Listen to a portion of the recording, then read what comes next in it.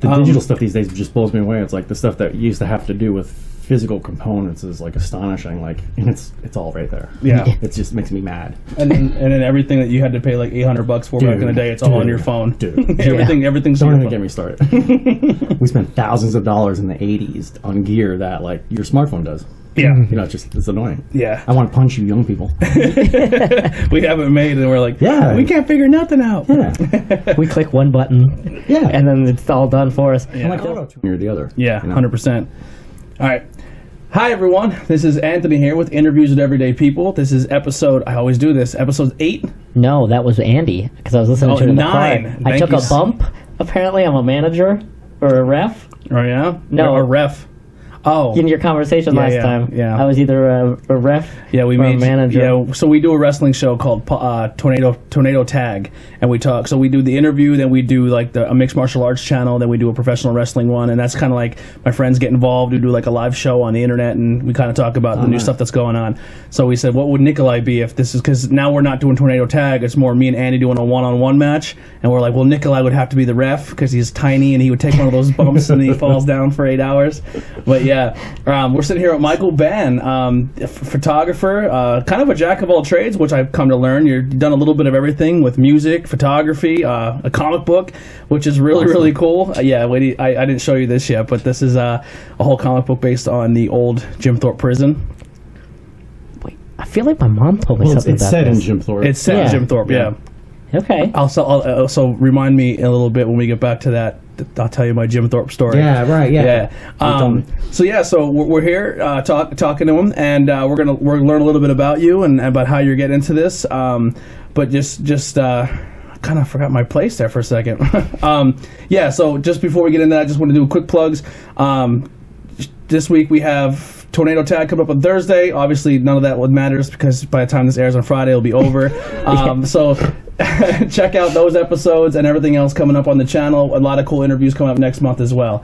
But so here we are with Michael, Nikolai, and Ben's here. But Ben, I'm sorry. We're all right. Ben's muted. We're good. More importantly, Ben brought some righteous jerky. Though. Yes, Ben is becoming the beef jerky guy. Every guest, he has a bag of beef jerky. Last interview before Andy was he didn't bring Andy beef jerky. I know. I'm gonna tell him. He's gonna be upset. But yeah, we had the Bushcraft guys on. They're Coal Cracker Bushcraft. They're from Monty City. Dan Wowak. He did a lot of cool stuff with like survival training. He has his own school. Oh, yeah, so we interviewed him, and then Ben brought them beef jerky. I think he was trying to play it into the audience there a little bit, trying to get some brownie points. But yeah, so you're a local photographer, correct? Yes. In School County, where were you born and raised? Like pretty much where you grew up. My family was my father's family was from Gerardville. Mm-hmm. My mother's family was from a patch that doesn't exist anymore, between Monty City and Shenandoah, called Jackson's, I believe. Jackson's. And when they is that where the coal hole is now? Like, I'm pretty sure. There's a couple of communities that don't exist anymore that were like in that same general area, like by where the St. Nick Breaker was, like back there. When they finally got married, they moved to Ellengown, which is still there, and right on the edge of like not having survived. Yeah. And then somewhere right around late 60s when my grandparents died, my dad and my mom moved us down to the Fountain Springs area. Okay. So I was born and raised in the area. From about 69 or so I was there. And then I guess in the late 90s I migrated down to the Harrisburg area for a while. I was working down there. Okay. And now, growing up, did you always have a passion for photography or anything like that, or was? It's really interesting. And there's a little bit of a story with this. Like, I don't know if you noticed, like with my photography, you'll see the name Devil Bliss associated with it. When I was a kid, my father manufactured lawn ornaments for your lawn, statues. Mm-hmm. So, like, if you wanted like an urn or a bird bath or a jockey or a deer for your lawn, he made them locally. And with this, he not only made them, but he painted them. Mm-hmm. So he literally would, one of my jobs when I was a kid, I'd paint them white, for the base coat. He'd come in with a real fine airbrush and do the detail work, to paint these things. And I always loved that creation process. I always loved seeing him do that. And really early on, I was into art, but it turns out that I wasn't as good of doing things with my hands and like a paintbrush or pencil. So I've always had this like need to do something visually, creatively, but I really couldn't connect my motor ability. Even though like I can do things with music, I just couldn't quite get out of my hands what I would like to see with my eyes, what was in my head. And photography kind of stepped in and was like, it was a way to do that. You know, be it like taking just like an interesting photo of something, or later manipulating it in a way that was bizarre and like had that artistic quality to it. Yeah. What was your moment where it was kind of like where it clicked, where like maybe like for me, I always enjoyed like photography. It maybe put me on the map a little bit, but obviously like Macys magazines, like my first time I seen a Playboy, I was like, this is kind of cool, but it's like risque, but it's artsy, but it's kind of like so that was like my first take into like magazines. And obviously like Mad magazine was more the illustrators. So I was always very drawn to magazines growing up. I never took that route. Did you have that same, like the wrestling magazines too? I always used to like, and I was one, I didn't read the articles. I was more fascinated by the photos, because a photo can tell more than an article can sometimes. You know. Yeah. So did you have that moment ever where you had like a magazine that stood out? You're like, I can do something like this. I think two things that happen, and you know, really as far as like pinup is concerned, like the type of things that we have in the magazine, the publication, with my father when he was painting these ornaments, he would use an airbrush to do the painting, and to teach himself how to do this, he bought how-to books. So you're talking, he probably got into it in the 60s. I used to find in the house some of his early instructional books on how to airbrush, but they weren't how to airbrush a statue. It wasn't, this is how you make it look like St. Jude or Jesus.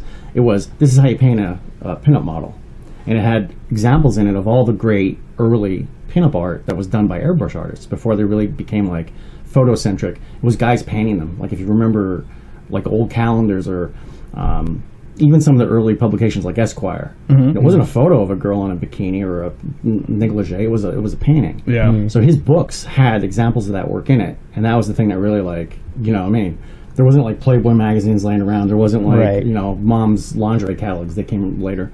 But I'd see these books of my dad's, and there's these like, you know, gorgeous women, and like they were airbrushed. So it was the need to do that, or to want to, like, you know, the appreciation and wanting to like get into that, and then realizing you can't do it with an airbrush or a brush. That kind of sparked it. That was the thing. And what was interesting was a few years ago when the magazine really kicked in. Imagine if you had this, you know, your interview with Everyday People got massive. Imagine you had like a massive following, right? I guarantee you'd start getting phone calls, and people would show up at your door or start to talk to you at the bar about some great idea they have, about a show they want to do, send it around them.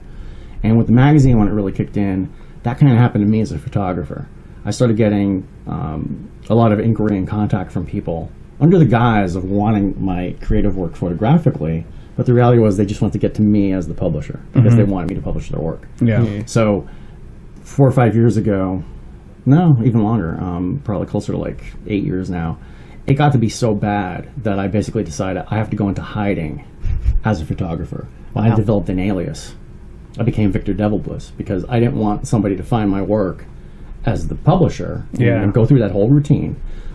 If I had this alternate identity, and a model or whoever contacted me about work, I knew it was based on the work. It wasn't based on that other connection. That's an interesting take. So the actual name Devilbliss came to be because my dad's airbrush guns, when he was a painter, there was two different ones that he'd use. One was called a Pichet, which is like for the fine detail work, but then there's the other big one, which was very similar, like what an auto body shop would use to paint a car. The company name was Devilbliss or Devilbliss. And like when I was a kid, I used to botch it and say Devilbliss. So when I decided on an alias, it's kind of like a bit of an homage to my dad and the connection to pinup.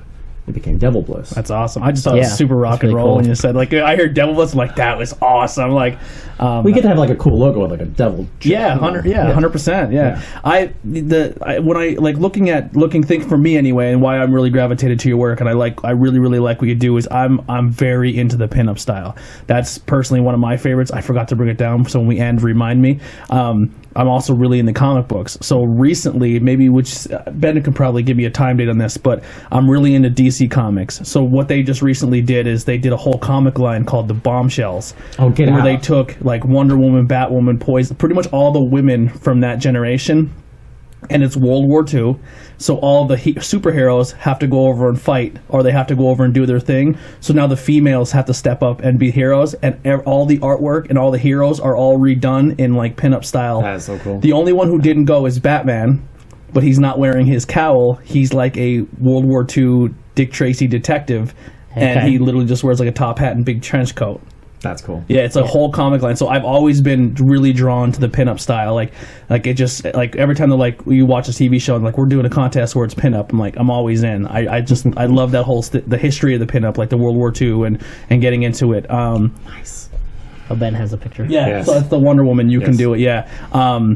Another cool pinup fact I didn't realize. I realized this much later because me and my wife are really big Lucille Ball fans.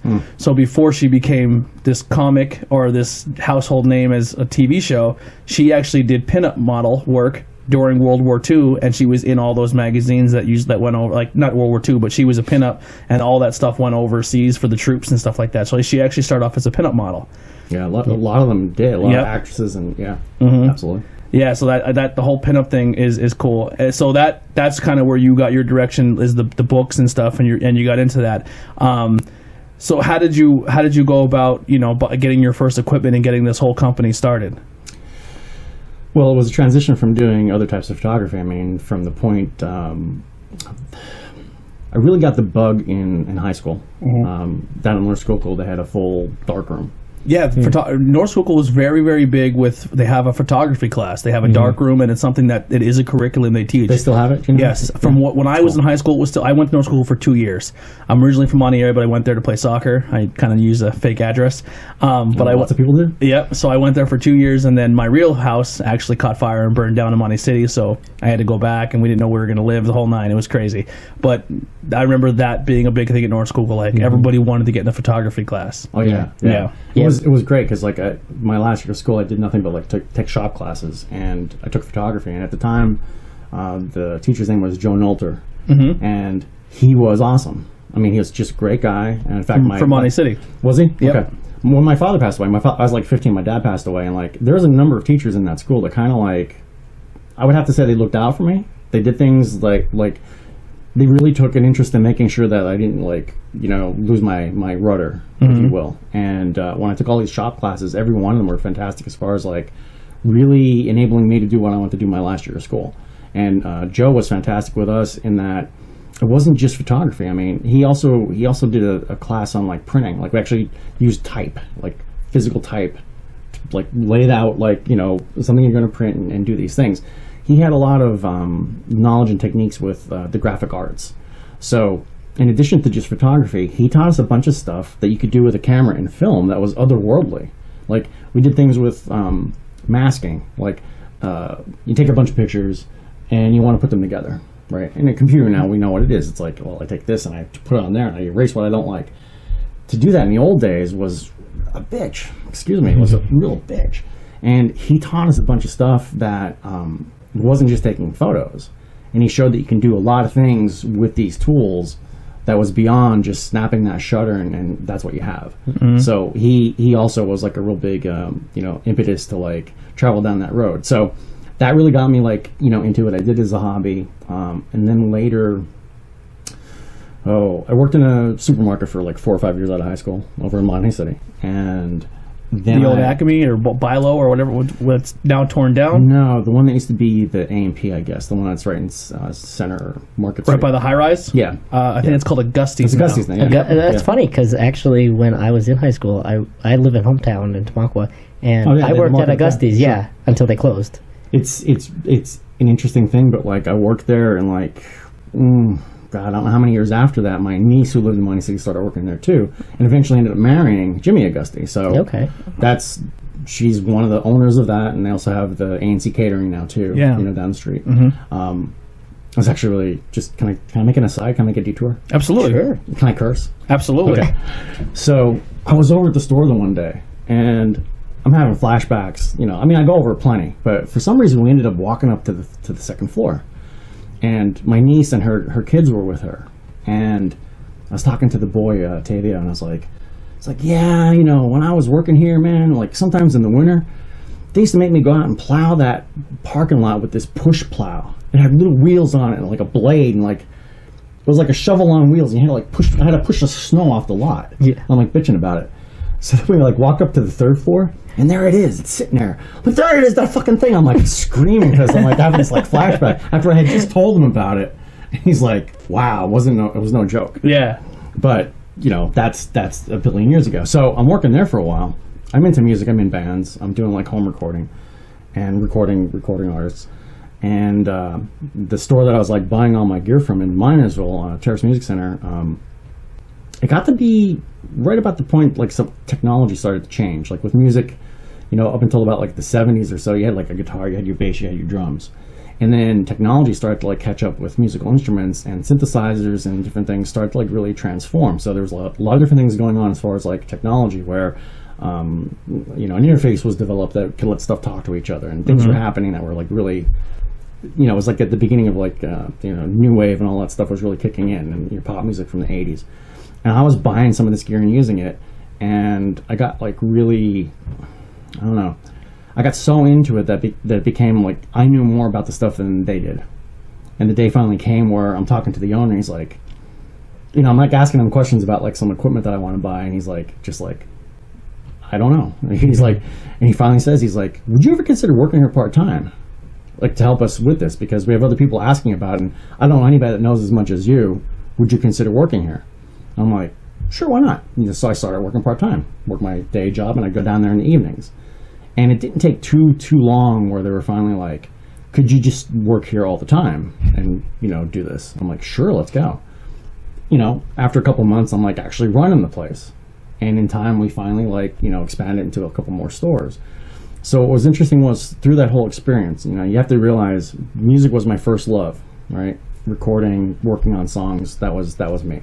Photography was like the extra thing that I did. And what happens, you know, and this is a dangerous thing, if you think about something that you love to do, and you think, God, if I could do that as my job, it would be awesome. Maybe. But sometimes there's a dark side to that too. There's a negative component to it, where if you immerse yourself in that thing so much 24/7 and you're not in complete control, you could burn out on it, and you could actually start to resent it. And after working for like, you know, 4 or 5 years doing music, nothing but music all day long, seeing guys in the mall, that's now gone, and you're on your free time and you're off, and like, I was thinking about this guitar, and like they're talking to you, like it never leaves you. And all day long you're hearing noise, you're hearing people play Sweet Child of Mine badly for the 6,000th time, and you're just bitter and you want to punch somebody. Like that movie Wayne's World, the sign that they have, like no stairway to heaven. Yeah. No joke, we used to joke about that. Like we saw the movie where like somebody who was in a music store co-wrote this because we know their pain. Like it was that bad. I even remember once I was humming a song to the guy that I worked with down in the Harrisburg shop. He was like a total mullet-having metal guy, right? I'm humming this song, and he's like, I didn't think you listened to Metallica. I'm like, I don't. And he's like, you just like hum their one song like perfectly. I'm like, because I hear it here all day long. You know, I know it because I hear these kids playing it badly. So the thing it is, when you have sound and you're immersed in sound and noise and all that stuff so much, you need a different hobby. You need a different release. And like, it sounds ironic, but like you love music, you get in the music business to be around it, but then you get done your day and you go home and you're like, I can't take listening to even the TV. And what became my balance was to get more heavily back into photography. I started doing things with photography that were again, graphic arts based. This is before computers, so it was like literally I have a camera and that's about it.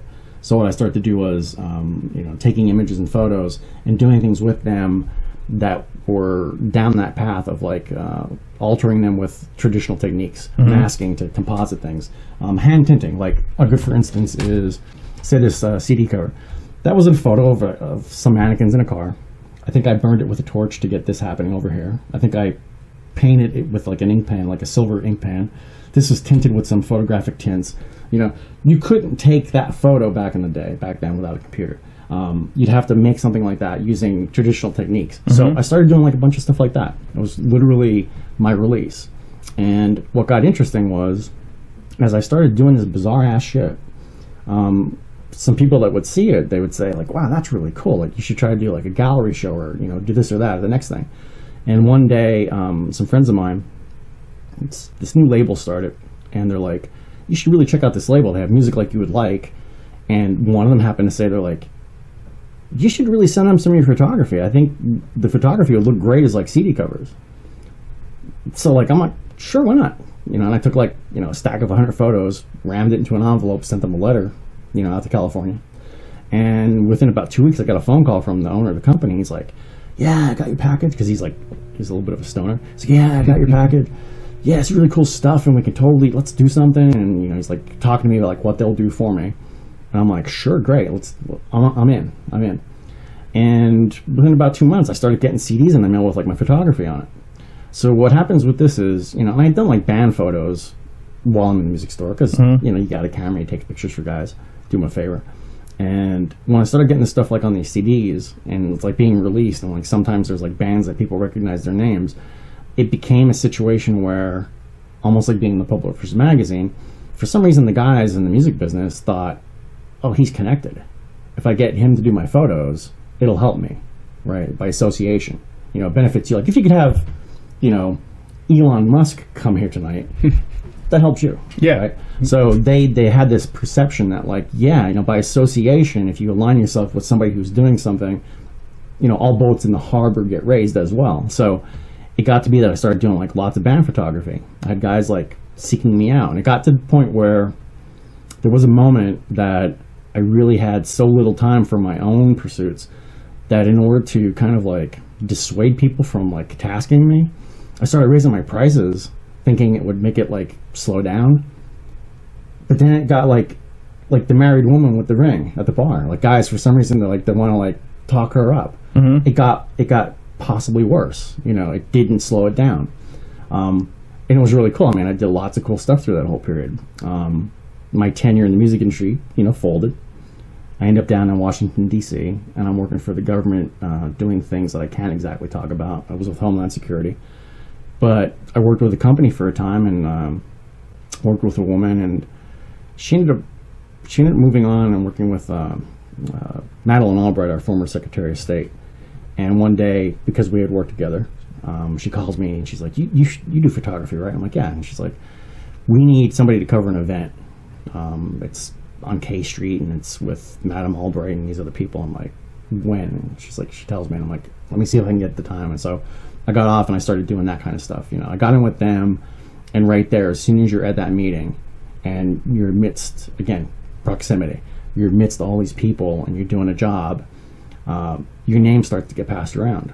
So, you know, you do a decent enough job, you're not a schmuck, you're polite, you're presentable, you get them their product, you solve their problem. Basically, it's problem solving. You know, you could be like mediocre at most things, but if you're amiable and pleasant and quick, and it's easy, people will patronize your business. Yes. So I got plugged in that way. You know, my name started getting passed around, and it was a situation where, you know, in addition to my day job, I was doing lots of events in D.C., sometimes on Capitol Hill, sometimes at an event I started doing tons of work for Macys.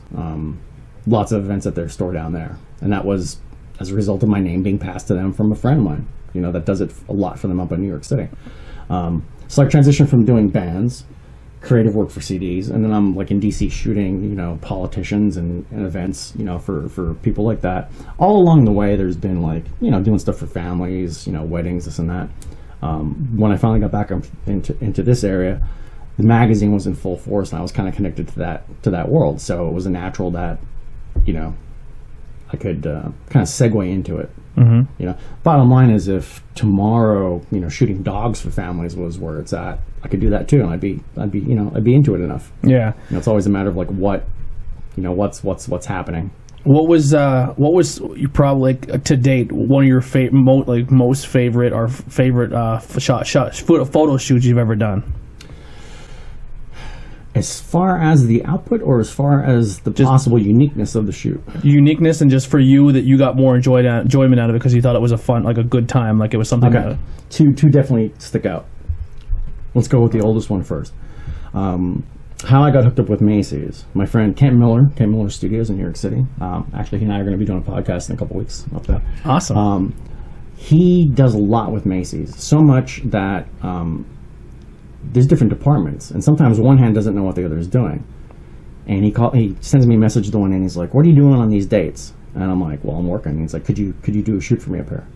I'm like, "What's up? What do you got?" And he's like, "Well, they already hired me for like some stuff with the parade, for the Macys parade." And he's like, "And I'm booked, and they're asking me to do like an event out on Long Island with Paris Hilton. You know, she has like some new fragrance out." And this is when like she was kind of like more of a household name, right?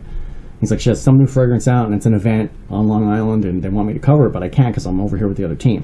He's like, "Could you come up and do it?" And he's like, "Actually, then she's in Philly the next day at the old Wanamakers, you know, their flagship store down there." And he's like, it's 2 days in a row." I'm like, "Well, let me see if I can get the time off." So I situated it with work. I'm gonna go shoot Paris Hilton. Yeah, and he's like, "Bye." He's like, you know, he gives me the information, he puts me in touch with them, and I go up and I do this thing. Now, the thing here again is, like I said just a second ago about problem solving. All right, for him up there, he's a fantastic photographer. He's very personable. He's a great guy. He was in my band for a while, and we're brothers.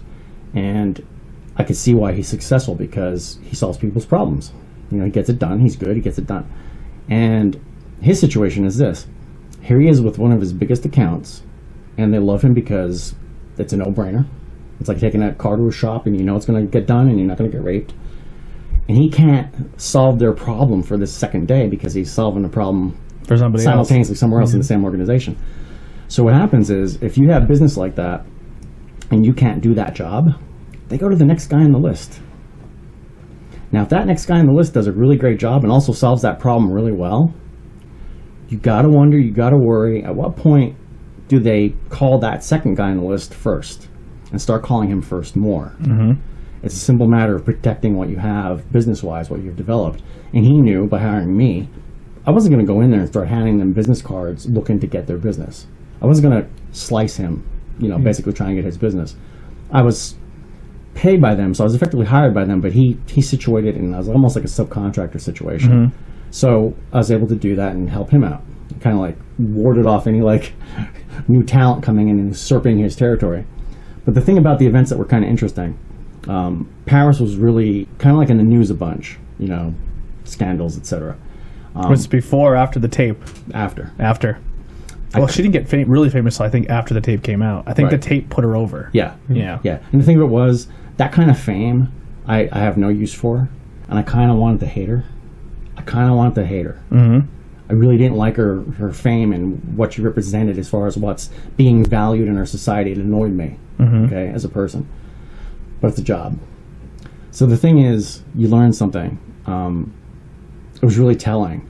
The event in Long Island was actually kind of like a big deal. She was so hot at the moment that they had like a stage area set up, and I was with Macys, so I could go anywhere I wanted to, right? A bunch of people from the press were there too. They were like walled off. There's like this like barrier where like here's all, you know, there's NBC, there's like, you know, Daily News, there's like all these like media guys with cameras, press passes, and I'm like walking like past where they can go because I'm from Macys capturing the event. I'm not there to, you know, scandalize her or catch her doing something stupid. So we're doing the event, and she gets in and she does her thing, and afterwards she has like a meet and greet with fans and she's signing autographs. And the thing of it was, she was really nice to everybody. She was like, you could just see in her face, she was enjoying the moment. She loved meeting these people, whether they be an executive with a company or some bus driver who just showed up. She was so nice to everybody. And then as she's like exiting for the day, I saw her like talking with other people that were like workers at that store, and she was like really nice to them. Like, she was just so pleasant that I was kind of like, oh, she's not really like an arrogant rich kid asshole that did this thing and she's famous now. So, you know, fast forward like to the next day. So I'm in Philadelphia, and it was the same security team that was at the day before. So I see a bunch of the same guys. And like, my day job was working with Homeland Security, so like, you know, I'm around Marines all the time and like all these things, and we're talking shop about some of the stuff that was going on in the world. And the event starts, and they actually had, I think, a bigger crowd in Philadelphia than they had in New York. Wow. And the place was pretty packed. And the thing that got really, really interesting to me was one of the security guards, he comes up to me at some point, And he does one of those deals like where, you want to talk to somebody, but you don't want anybody else to know that you're talking possibly about them. So like on the sly, he comes over to me and he's like, we want you to get some photos of somebody in the crowd, somebody specific. We want a bunch of photos of this person. We're kind of concerned. And I'm like, what's up? And he's like, well, eventually, take a look out. She's about the center of the pack and about the center from left to right. There's a woman that we're cautious about. And I'm like, okay. And he's like, yeah. He's like, okay, take a look. And I'm like, all right. I'm scanning. He's like, all right, you see that nun? I'm like, yeah. And he's like, we've been watching her and something just feels funny. And I'm like, yeah, what's a nun doing here at Paris Hilton's fragrance launch? And she looked late middle-aged, maybe in her 50s or so. And she didn't look fat, which means the way she looked made her look like she was expecting, which is another weird thing, right? A nun who looked like she's possibly pregnant. And their whole concern was, and I immediately kind of got it, I'm like, what she got under that robe? What's, is she going to pull something here? Like, what's the deal? And like, that's what they were concerned about. They wanted a lot of photos of her to make sure that, they had documentation as to what was going on. And so it was funny to see this. It's like, I think in the security detail, there's probably about like 10 guys. And they're spread out, big store. But at the point that this woman started to get close to the dais in Paris, and she's like ready to like meet her and shake her hand and get her autograph, all those guys were like creeping in tighter. Like I could just see them coming in tighter.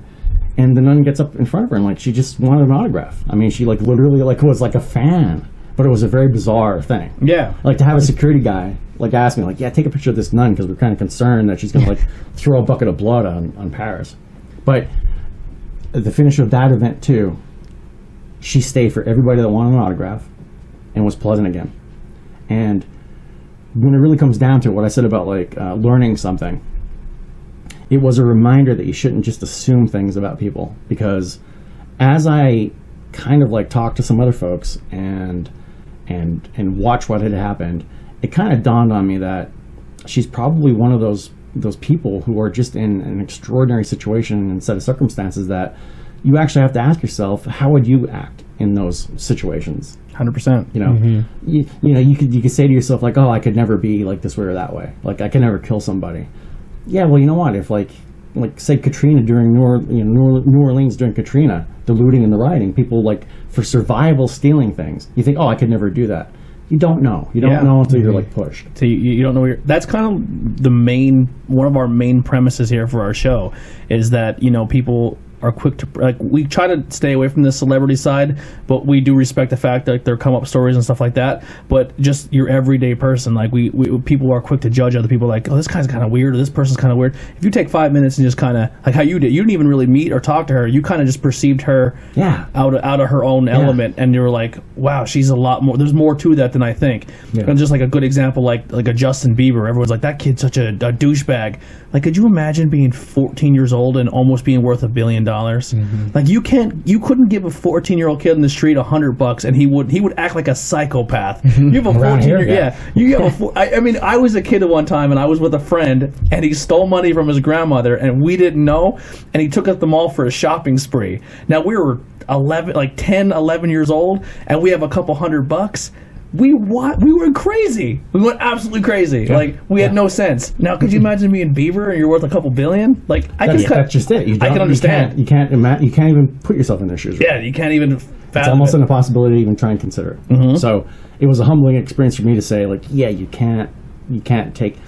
More and more, I'm kind of cynical. Like if people tell me things about situations or other people, unless I know it to be fact or I can like authenticate it myself and prove it, basically. Yeah, I'm very skeptical of things. Like I won't just form an opinion based on one or two people telling me something. I'm the same way because it's just bad news, But the second interesting photo shoot, the one that I really enjoyed the most, with the publication, and it's actually kind of like a similar thing. Now I didn't have a negative opinion of this person going in, but interacting with them really showed you so much more. We had I guess this was in about 2011 or 2012. In one of the issues, I had a model that we printed. Her name was Sinclair, and like a couple months later, somebody had contacted me about featuring her as like a cover model. And I was just like, oh my God, I hate this conversation. Because it was like Fight Club. I mean, if you wanted to talk to me, like if you even said the word cover, you were gone. You were like, you didn't even have a chance at like being on the cover of this thing. It was one of those things, you just don't talk about it. I decide, don't try and like push in front of the line. And these people had contacted me about featuring her. And I was like, they said the wrong thing. And I was just kind of like, well, this is how I do it, blah, blah, blah. And, it was nice, it was polite, but we just kind of left it at that. And I went about my way. So then somebody pointed out to me, like, they were like talking about her. And they go, oh, I saw Claire Sinclair in the last issue. And that's amazing, and blah, blah, blah. And it's like, it was a half page. I'm like, yeah, she was cute. It was a nice shot from a photographer I know. I'm like, she's like, they just named her Playmate of the Year. And I'm like, really? I'm like, I did not know this. And I was like, that's really bizarre. So I started to like watch her presence a little bit, on social media. And I was like, wow, she's actually doing some stuff. She's like on some kind of TV show. She was dating one of Hefner's, kids. And they named her Playmate of the Year. I was like, well, shit, that would have been cool to have her on the cover. Like, I just didn't know. So I went back to the people I was talking to, and thankfully I didn't burn the bridge. And I got back in touch with them, and I'm like, I don't know if it would even be possible now. Like, she may have restrictions on what she can do with this title, right? But we'd love to, talk again about possibly doing this. And they got like right back to me and like, oh, that'd be great. Let's set something up. So she was also working with a clothing company out there called Betty Page Clothing, and their whole thing was that was their mascot. That was the their figurehead, if you will. They've since changed their name because I think they want to go more mainstream, but it was kind of like a big deal for a while. And she was doing some stuff with them where basically it came to be that we decided, all right, we're gonna feature on the cover of an issue. We're gonna have it shot, and it's gonna be at one of their stores in Hollywood. So I'm always nervous about situations, at least back then when you're investing, a couple $1,000s on a few pallets of magazines. Agreeing to do a cover on something you've never seen is like just bad news. That's a roll of the dice. You could plan, and it's going to get screwed up because you're counting on it. It's only really advisable to like actually say, okay, this is a great image, let's run this, right? Shooting for it is a really risky thing. So we had her, we were going to shoot something new. The photographer that she had worked with a lot out there was somebody that I worked with a lot with the publication. His name was Robert Alvarado, great guy. I started to talk to him, and I said, all right, Robert, this is what we want to do. Would you be on board to shoot this? And he's like, yeah, cool. And I'm like, great. I said, this is where it's going to be. Do these dates work, etc.? And he's like, great, let's make it happen. So we arranged it, we got the date set and everything else. And because I was like a little, I wouldn't say I was like a control freak, but I wanted to know that things were going to like that's how I am with this. Down right. Sorry, guys. I basically said, I want to be part of the session. I'm going to fly out and assist. Creatively, I'm not going to get in your way. Like Robert and I had a good dialogue and a conversation where he knew I wasn't going to be like, he knew what we did. I know what he does. We're like, people that understand each other. We had to really have that talk. But we had a couple details. I wanted to go out anyway. I thought it would be good from the standpoint of, some PR as well. We actually shot some video of the day. My nephew was living out there at the time. He went to art school at the University of Pittsburgh, and he was a video editor out there. So I had him and his wife come out, and we shot some video of the event. But what was really fascinating about this was, she's just named like Playmate of the Year. She's like on this TV show with, I forget who the other gal was, like a reality thing, which was not really that good. But anyway, she was on TV. That's what's important, right? Being on TV, kids, that's important. Yeah, not anymore though. I mean, the right person clicks. Yeah, the right person clicks your YouTube page. You got more audience. Yeah, it's crazy. But the thing of it is, we're doing this shoot. We're there a little bit early. We're getting the lay of the land, and she shows up by herself, like in sweatpants, looking just normal Joe. Like she could have been anybody. Mm-hmm. She like took the bus to get there. Wow. No like entourage, no like handler. It was her. I'm like, wow. That's pretty ballsy, Are you afraid to get like tackled? We start the session, we're doing our thing, and like through the process, like you're interacting with her, just like with Paris Hilton. There wasn't an ounce of like superiority or ego or nothing with this girl. You could see instantly why so many people that had worked with her raved about her, because she was pleasant, she was focused on doing a good job. It wasn't all about her. Like we literally got some food. Brought in just like to have something to eat, like fruit and vegetables and nonsense. really great hummus. I remember the hummus. Anyway, I had this stuff brought in, and like, she's totally like helping clean up afterwards. She's helping like rearrange shit in the store when we got done. And she's a Playboy Playmate. Playmate of the year, right? Playmate of the year. Totally cool. Yeah. And like as she's interacting with everybody, she was just so like, she was just like so normal, and it was like very refreshing. You know, it was again one of those things where your opinion about them like just elevated tenfold because of how they were as a person. Like there was no attitude, and it was just again one of those things where like you can't just assume, like you can't just assume because she made this great achievement of being, you know, the Playmate of the Year, that she fought or clawed to get it or was like a real jerk, or you know what I mean. She just did the right things. She's just like truly deserving of it. And what was really interesting is like a couple of years later, she had a show at the Stratosphere called Pinup actually, and it ran for quite a while and got highly rated. And I had seen several times people online had been to the show, and afterwards they would have like a meet and greet. I see these photos of people I knew like standing next to her, and I would just comment, "Wasn't she awesome?" And they would always reply, "Oh my God, she was so great." And I even had a really bizarre situation too. When we were shooting, she and the makeup artist were talking about everything. She was talking about like some other show that she had just done, and zodiac signs was like a big thing with the show. So she's talking with everybody at their zodiac signs. And, you know, she mentions how Hefner and his son were both like Aries. I'm like, well, I'm an Aries too. And she's like, I can see that. And like, we're talking. And as we're going, the two of them start to talk about Starburst fruit chews, right? And like, they're going nuts. They're like talking about different flavors and like specialty flavors. And like, they're really like getting into this, like people at a Star Trek convention talk about Spock. I mean, it was really a little unsettling. That was like the most weird thing. So a few years after this, some friends of mine were going to some kind of like, convention in Vegas for like lingerie, like a lingerie convention, right? They have every convention in Vegas. Yeah, everything's there. Everything. But Claire Sinclair was going to be at this thing, so my friends were like, you know, these guys, they're like, yeah, we want to stop and meet her. Do you still have her like her number to like let her know we're going to be? I'm like, no. I'm like, and you're not going to do that.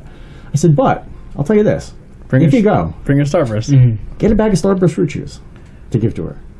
So like, a couple weeks after they went to this thing, and my one buddy gets back. He's like, dude, he's like, we're there and we're in line and we're like 10 or 12 deep, and I brought a bag of Starburst fruit chews, and I pulled it out. He's like, she saw it and she came back. She came back to where we were to say hello and start talking to us when she realized it was for her. Yeah. He's like, it was a total score. Yeah. So then they got to talk, but again, it was just one of those things where like, you know, you never know she's going to remember that, or like, but it was totally the right thing to do. Yeah, 100%. So that's kind of something that we were talking about too, with our team and our podcast here, is like, I mean, if we were ever to get big or anything like that, it's not something we're striving for. It's more or less I enjoy meeting people, talking to people, finding out their stories. I love people's come up stories, or you know, how where they were to where they end. I like hearing the whole process. I like when people, obviously I meet people and they've gone through some stuff, and that those stories help other people when they hear it get through it as well. Totally. It's like therapy. Totally. So I always tell people, I said, if you're doing something like this and you're putting yourself out there, especially with social media, Facebook, Twitter, the whole nine, when you leave that scenario, you kind of have to put yourself in a mindset that the eyes are always going to be on you. And if you go out and you act like an idiot in a bar, or you act like an idiot somewhere, like, that's going to ruin your reputation as a person, and it's going to ruin your reputation for a show, like if you're doing this. So people are not going to, like, especially if I'm doing something where I'm expecting people to be forthcoming and tell me stories, and then someone sees me outside here and I'm acting like an idiot, like, I'm not going to him to talk about my personal situation. Like, that's something that you bringing that up, it very resonates, how, you know, how some of your most fond experiences, you've done a lot of photography and a lot of things, your fondest experience is just people, you know, just being themselves and carrying themselves with a demeanor that's for it's lasting. That impression lasts. Yeah, a little bit of respect goes a long way. I was actually just thinking about it today. Like, I've nothing major, but I have some things that I need to do that I won't say that I need help with, but help would be good. Right? Yeah, 100%. And what was interesting was I was literally thinking about it, because like I'm doing some things and like people are like, oh, well, I could do this for you, or I could help you with that. And I'm thinking like, wow, you know, I got a lot of really great people around me who are always supportive, and they're there. And I thought in the reverse context, the whole idea of like paying it forward. And I thought to myself, like, wow, so this is a result of also being there for them. right? There's a lot of situations where, like, when I have these people that, like, are there for me, I think back to, like, oh yeah, I remember that time I gave them a ride or did this with that or helped them with this. It's so easy to do, and the payback is astronomical. I think it actually is, like, it feels like more if you don't expect it. If you help people and you do for people and you don't expect anything in return, you just do it for the goodwill. One day it does come back on you. It does come back on you in a great way, and it's like sometimes you really need it. Yeah, and sometimes it's a surprise. Yeah, exactly. Just kind of humble yourself a little bit and just do things because of the right thing to do. Yeah. Absolutely. Yeah. Now, just from from the magazine, I definitely recommend people to pick them up. They're phenomenal. When you go to locations, like say you walk into a supermarket, or you walk into like a rundown building, or you're like, do you kind of look around like this would be a cool place to shoot? Like, does that happen to you a lot, where you're always scoping? You're like, this is cool. I like this. I like that. It's just a constant thing. Sometimes something will strike you in a certain way, and you're just like, oh, this is a great thing. This would be awesome. Yeah, it's just an innate thing. It's like keeping your balance, Have you ever had a situation where you went to a location and you're like, this is really cool, and you're like, would you ever approach someone like, would I be able to come back here and do this or do that? Oh, that whole thing is a fine art. Yeah. Especially when it comes to, like, property and just perceptions. And I think a great example is, you guys, have you ever been to Jerry's Auto Museum in Pottsville? I have not, no. It is a cool place. I hadn't been there myself until, like, just a few years ago, and I was blown away. It's like, it's not like it's just a car museum. They've got a lot of different rooms, and it's like, it's almost like it's an antique mall where they put everything together that belong together. And you have these little rooms that are like almost like little, dioramas of, like, something stuck in time. Like, this is the little kitchen, this is the little soda shop, it's like little mini dioramas. And when I saw it, I was like, oh my god, this is awesome. So I'm trying to talk to the owner, and you can't just, like, call him directly, and I'm, like, leaving messages with the people at the desk. I'm walking down asking them to have them contact me, and it never goes anywhere. And interestingly enough, I was doing a car shoot at an airport, at the Zerby airport this past summer, and I had a couple of guys with cars that, like, kind of, like, bailed out at the last minute. I was, like, looking for some more vehicles, and a friend of mine from the area, he saw me make a post looking for cars, and he's like, have you tried Jerry's? I'm like, so no, I've never been able to connect with him. He's like, well, I'm friends with him. I'll contact him first, and I'll get you his number. So I had that introduction, right? Somebody that this person knew, who was respectable, reputable, wasn't a jerk, calling on my behalf, saying, hey, he's a friend of mine. Would you be able to do something? He wasn't able to do anything, but I made that connection. I made the phone call. So what was interesting was, I'm, like, talking to him about his place, and I'd said about possibly doing something there, and immediately he shut me down. He's like, no. He's like, we've had some photographers in before, and they ran roughshod over the museum. They did things, and they made assumptions as far as what their liberties could be and things that they could do, and they pretty much gave him a bad taste in his mouth, kind of ruined it. And I told him, I'm like, I totally get it. I totally understand. I'm like, I've done these things in these different museums or businesses, and I get what you're talking about. And it was actually ironic, because I even said to him, I had just finished this thing in Pottsville where I did, like, a free family portrait day, where I have a photographer friend who does it down in Lebanon, and I've seen it for years, where he just opens his studio for the day, and if you're family and you don't have a lot of money, and you don't have, like, good photos of your family, you just come in and he takes your picture, and you get your photos. That's awesome. Totally, like, a total goodwill thing. Yeah, there's some marketing to it, but he doesn't make anything on it. He takes his day, does this thing, and I always thought that was really cool. So this past year, I kind of, like, wanted to do it too, and I asked him, like, hey, would you mind if I do that too? And he's like, no. He said, please. He's like, let's start a movement. There's, like, a free family photo day everywhere. So I said, yeah, let's do it. So I picked the day, advertised for it, that I'm gonna just come in. Just take a couple pictures, couple minutes. You'll get them. They'll be online. They're yours. And actually, Kellyanne Dolosky, she came down and helped out. She was running interference for me that day. Like, I had a couple helpers that were there as we were doing this. She thought it was a cool idea, and she came down. And the thing that killed me was, here you are, and you open your doors and you do something for somebody for free like this. And some of the families came in with, like, a bunch of kids, and there was no discipline. They're jumping on furniture that I have there. They're dragging stuff off the racks, like equipment that I have or props. And like the parents are immune to like maybe suggesting that they shouldn't do that. Mm-hmm. And it kind of gave me just like this bad taste in my mouth. I was just like, oh my God, seriously? This is the last time I do this. Yeah. Right. So when I was talking to Jerry from Jerry's, I was like, I reiterate this, right? And as we're talking about business in Pottsville, the point came where he's like, it's like, maybe if you guys could just come in and like, walk in and do photos, he's like, that'd be okay. He's like, but as far as like dragging a bunch of stuff and doing makeup and hair here and me having clothes for the day, he's like, if you could work around it being opened, come down anytime you want. So it's the aspect of being able to have a situation like this where you communicate with somebody and you can understand what their concerns are and really empathize with their position and share with them things where they start to realize like, wow, they understand. And within the course of a 30-minute conversation, I think he got enough between having this friend in common who kind of vouched for me and hearing my own tales of woe.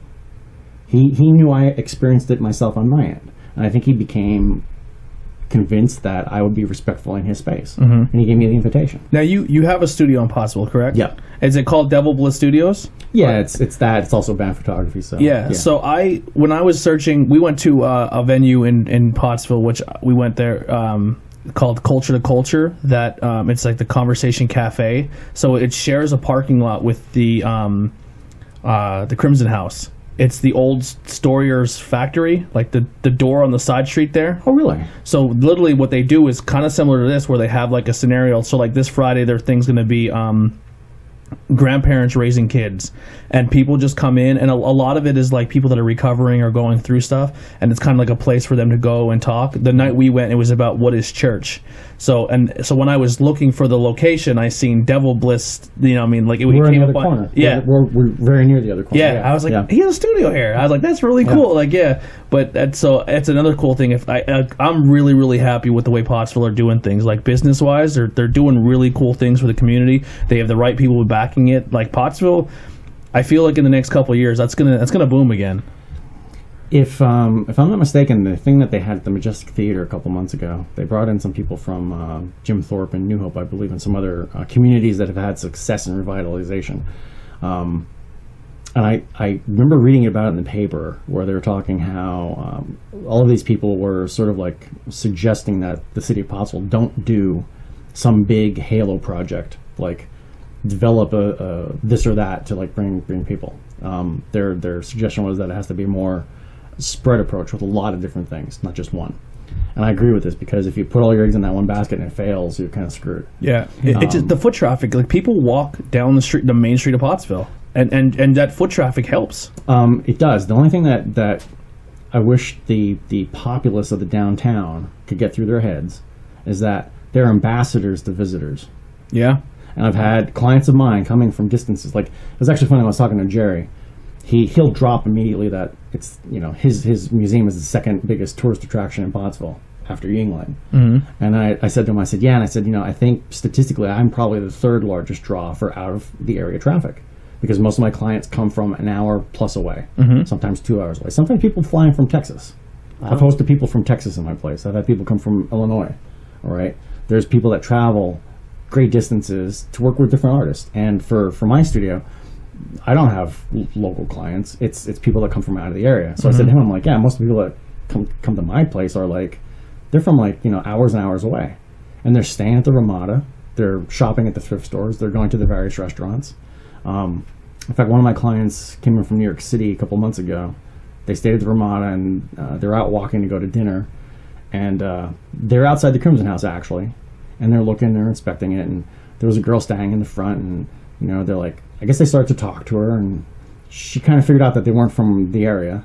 She says, well, where are you from? And they're like, oh, we're from New York. We're doing a photo shoot tomorrow. And she goes, oh, down at Devil Bliss Studios. And they're like, yeah. And I said, describe the girl to me. And real pretty blonde hair. I'm like, that was probably Kendra Full. And I said, I get my hair cut by her, and Kendra's amazing. She's well versed in what goes on down there. So. Yes, Kendra's phenomenal. Yeah. And if they were right by the Crimson House, either she was there outside having a quick smoke, or she was probably on like our break and getting a bite from heaven and earth. Yeah. It would have been later at night, so I think it was probably she was out herself. Yep. Yeah. I hang out with Steve and Kendra all the time. That's like my second family. I love them so much. Yeah, they're good people. Oh yeah, I used to sell stuff to Steve's dad, like before he took over the store. Yeah.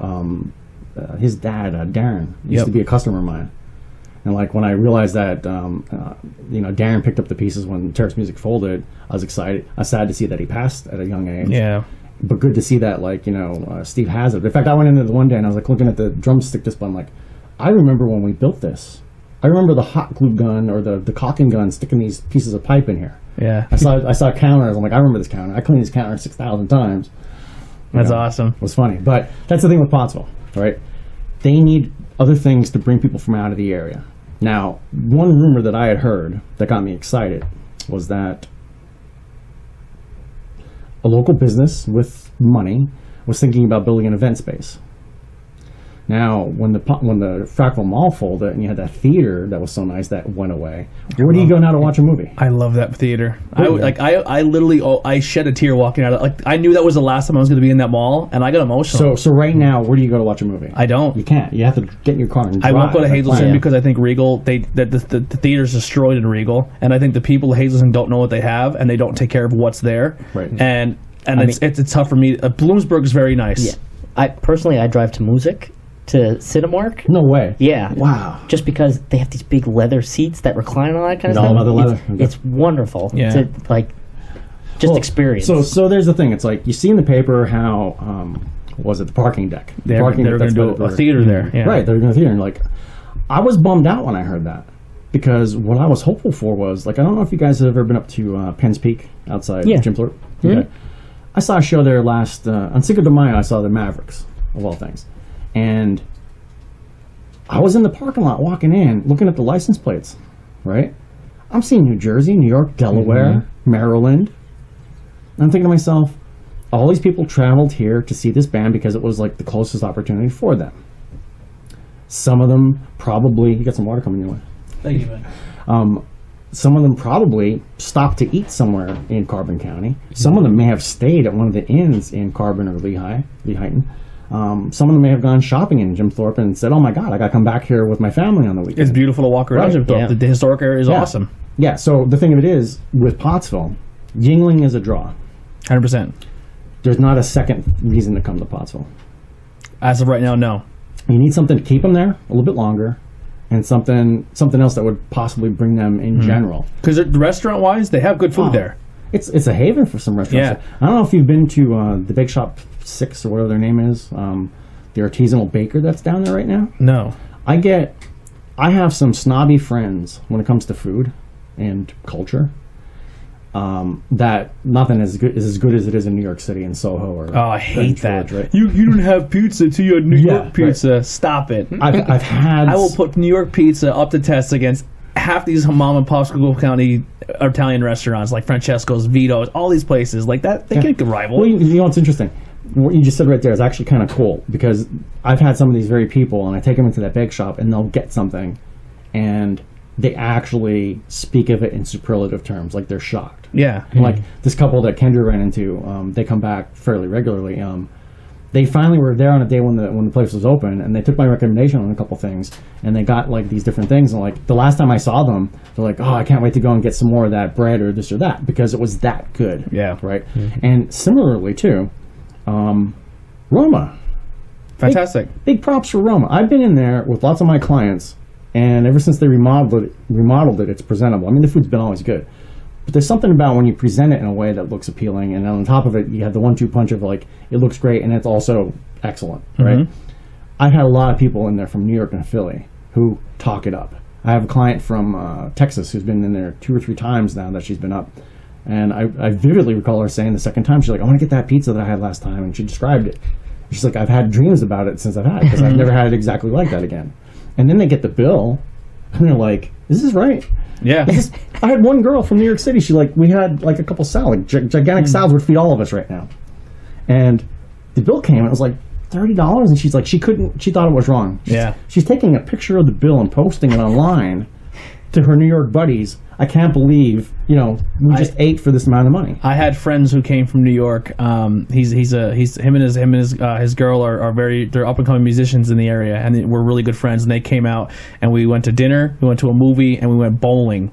And he said, I came home from that night. He goes, because a night like that in New York City, that's my paycheck. $100. That's like till next paycheck, I'm tapped. He goes, I came home and I still was good for the next 3 or 4 days. And then I took him to Knoebels, and they're like, this. I'm like no pay, no parking. Like they walk right in. People's heads explode who are used to going to like Great Adventure, and you have to finance parking, right? And then like everything else. Oh, you want a piece of paper around that straw? That's another $1. It's Knoebels is amazing to people. Yeah, I'm very, very proud of where I'm from, and I love it. Like, obviously, we do have our low spots and stuff, but it's like like I always said, if I ever hit the lottery, I'd hide for a little bit because everybody would know, but I wouldn't leave this area. Like, I have a passion for it, and I always grew up on the other side of the mountain.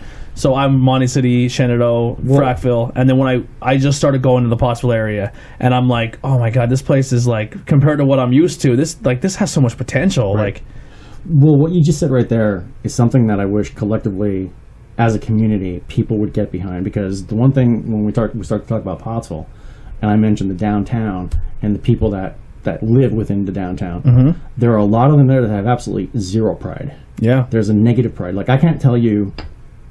And if anybody from Pottsville that has done this is listening to me right now, come and meet me because I want to slap you. I find trash places that I can see where there's a trash receptacle. I mean, the city has a trash bin that they empty regularly. And you're too lazy to walk 30 feet to properly dispose of that thing you just threw underground. Yep. Like, a person wouldn't have to know anything about Gears iced tea to know that they're the most popular beverage in Pottsville. All you got to do is look down at the street half and the they're time. they're everywhere. They're everywhere. I actually have a Gears iced tea tattoo. That's fine. It's not on the ground. That's why I love this area. Like, just speaking of other stuff, like in Pottsville, like obviously the wheel's getting really big recognition, really cool stuff there. The bars, like the bar scene there is really cool. They have a lot of cool spaces for people to go. Like the Greystone's a cool place, like good food. I love them to death. The Farlow subs. Oh yeah. Oh my! If you don't eat a Farlow sub and then the next day you're like, can we go back there? Because the price you're spending, and then the meats and the bread are phenomenal. Like that New York client I have, her husband and their friend went down there. And I said, "Oh, you're gonna be kind of pleasantly shocked." Yeah. I like when people walk in and they say, "It happens all the time." They'll be like, "Oh, you want a half or a full?" And I was like, "Well, how big's a half?" And they go, "This," and they go, "How big's a full?" And he's just like, "This," and you're like, "I'll take a half." And then you're that one guy, "I could eat a full." No, you can't. No, you can't. But yeah, they're cool people. Like there's so much going on in that area that it excites me. I hope more and more business starts popping up in there. If we could just get one or two, like I said, other things to get people from out of the area. Yeah. I mean, that's really where it's at. Because all we're doing right now is, if it's just local things, other than the brewery tour, you're just shuffling money around that's already here. You need those things to bring it in. Like if you take a town like Jim Thorpe. Like I remember Jim Thorpe when I was a kid. When I was a kid, my mom used to take us on bus trips to New York City to see shows and stuff. And the bus would go like from Mahoney City. We'd pick it up at where they used to have the newsstand. And we'd go down like 309 or whatever, and we'd like snake through some of those stalls on the way to Allentown to finally escape. Yep. We would go through Jim Thorpe. And I always remember as a kid, like coming around that corner and seeing these like buildings and the architecture, like, wow, this is like a really strange place and interesting. And back then, it was like any other coal region town where all the facades were like plastered over with like vinyl siding or tacky aluminum siding, and like the beauty of it was hidden behind 70s salvation stuff, right, to keep it. And then something occurred, I guess it was in the late 70s or into the 80s. There was some kind of like Main Street program came about. I don't know whose idea it was, but at the time when like malls were destroying small towns, and the small towns were becoming skeleton, like meth people with like, the teeth falling out because there's no activity, and buildings are falling down because there's no money. The Main Street program came in and basically gave incentives to people to start businesses in the downtown areas again. Yeah. And what happened with Jim Thorpe was they had the benefit of some natural attractions. Like, I don't know if you ever remember or even have ever heard of this, but when I was real young and we would go through there used to be guys would get on the top of that one hill where Flagstaff is and jump off of that thing with hang gliders. It would be you could go through that area and see like these guys in the sky with these hang gliders floating down to the Lehigh River, right? So then eventually somebody says, like, hey, you know what, this river is kind of like navigable as far as like having like rafting or kayaking. And they started a service where you could do that on the river. People start to come. And then it transcends and it becomes like, well, let's do some like mountain biking because we have a lot of these great hills and it's, you know, there's old railroad beds that they could ride on. And hiking trails. Hiking trails. So you had these natural draws that started getting some people in from out of the area to come. And after that happens, they need someplace to eat, they need someplace to stay, and you have the seed is planted where then mom and pop shops, the hospitality industry has something to cater to. Yep. And you start to have this sort of thing, and then piece by piece by piece, they polish the crown, and it is what it is today. After a lot of years of those little things coming together, but it's like my brother. My brother loves railroading. He'll drive from where he lives to go down to like Port Clinton to get on a train to travel back almost to where he lives in Jim Thorpe. To go back down to Port Clinton to pick up his car to go home, just to ride on these trains. I've never did a train ride. It's cool. I want to do it. Yeah. So the thing is, it's like, you know, he'll say to me, it's like, well, why can't Pottsville do something like that? I'm like, there isn't that natural thing. They built the train. They've remodeled the train station and don't use it. If they like if the Reading Northern or whoever does those excursions, if they could more routinely, because they'll come in there sometimes with the electric powered engines. If they could get that more regularly happening, but then like with Jim Thorpe, when somebody goes there on the train, they spend like a couple hours in the town. They could go to a shop, they could go to a museum, they could do this and that. And possibly you got the brewery tour, and maybe you get lunch. Yeah, and then that's it. So we need something beyond, you know, another restaurant, another smoke shop or check cashing place. We need something that's a reason for people to come. Yeah. Yeah, I definitely agree with that. And even like if they can even open the train stations and be like, hey, you can take a train from Pottsville to New York City or Pottsville to Philly or Pottsville to Pittsburgh, that would be huge. Just that'd be big for people. Like and run that a little more regularly. That's a mecca right there too. Yeah. Because our area is known for that history, known for the coal mine, known for the tracks, and it would be a cool way of transportation that I think would come back and be popular again. And I mean, honestly, like going to New York for like acting stuff, if I were to take a train, I'd still have to drive to like Allentown or like Wilkes-Barre or something just to get on board. But if I had to travel like 20 minutes to come here from Tamaqua, I'd be more happy to take the train than driving to Jersey like I do and then take a bus from the mall to actually get into the city and stuff just because... Hopefully the right people hear this. There's a few people that are on the downtown committee that are friends of our show, and they listened, and they do like that we give them a little bit of credit there. But yeah, there's a lot of cool stuff going. Absolutely. Compared to any other town in the county, Pottsville's a big city. Very good segue here, since we're talking about Jim Thorpe.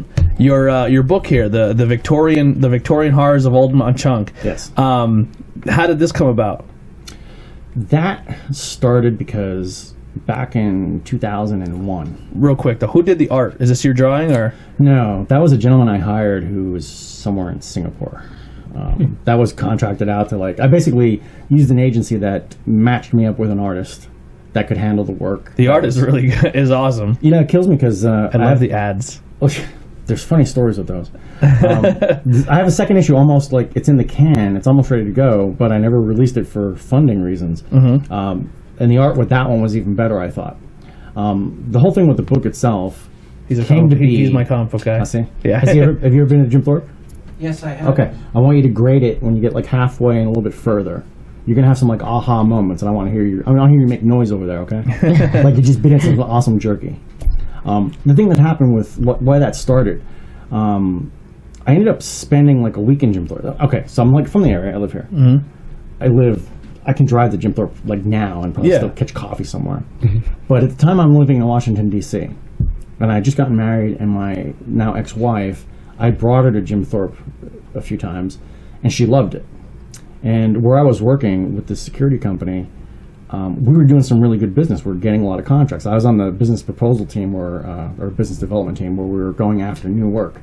And we were doing a good job. And we were bringing in some big new accounts. When I started with them, I think we were doing about $53 million a year in business, doing physical security at lots of government sites, courthouse, federal courthouses, Department of Justice, things like that. We'd have the guards outside.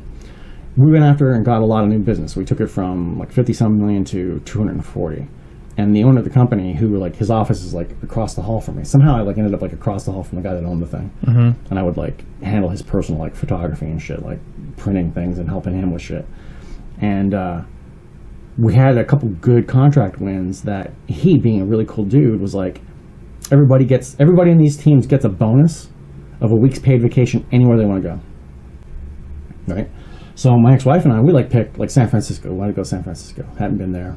Reading about it, seeing it. I'd love to do San Fran too. And we got this like week's vacation plan in San Francisco, and then these terrorists fly airplanes into like the World Trade Center and the Pentagon and out into a field in Pennsylvania, and air traffic is halted like right when we would have had to been like going to this thing. And the thing that was kind of like what happened at the time was the company was like, well, obviously we have to postpone this. We'll pick it up whenever, but things in DC at that point were kind of chaotic, and for us, given what we did, it was even more so. We were absolutely overwhelmed with requests for additional security. We were scrambling hard to like fulfill the need of the emergency response, let's say. And even my ex-wife, she actually she was a sheriff. She spent some time at the Pentagon while they were still like in triage when they were like kind of like cleaning up. She donated her time as a police officer to stand guard outside that thing. And so basically we said, we could just do something local. Just give us some money. We'll go someplace local that we can drive. And I said to her, I'm like, well, what do you want to do? And she's like, can we go to Jim Thorpe for the week? I'm like, I live like 30 minutes from there, but okay, yeah, cool. So we stayed at a bed and breakfast. I visited my family a couple days because I was living in DC. It was like 3 hours to drive up and see them and say hello. Yeah. So I see them a little bit. But we were basically doing things in and around Jim Thorpe. And the one night, this was like in the fall, like after 9/11 September, we were there like in like early October.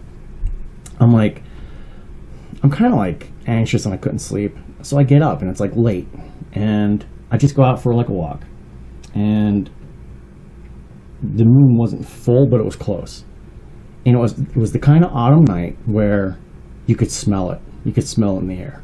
You could hear the rustle of the leaves that were still, on the trees turning. In the distance, you could hear the river. And the way the light looked bouncing off the buildings. And I'm like walking around at these Victorian homes and these Victorian, edifices.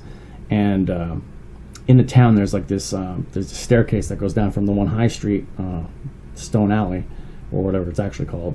And then it comes down by the International Order of Oddfellows Hall, like right in the main downtown. And it's a narrow, creepy staircase. It's creepy in the daylight.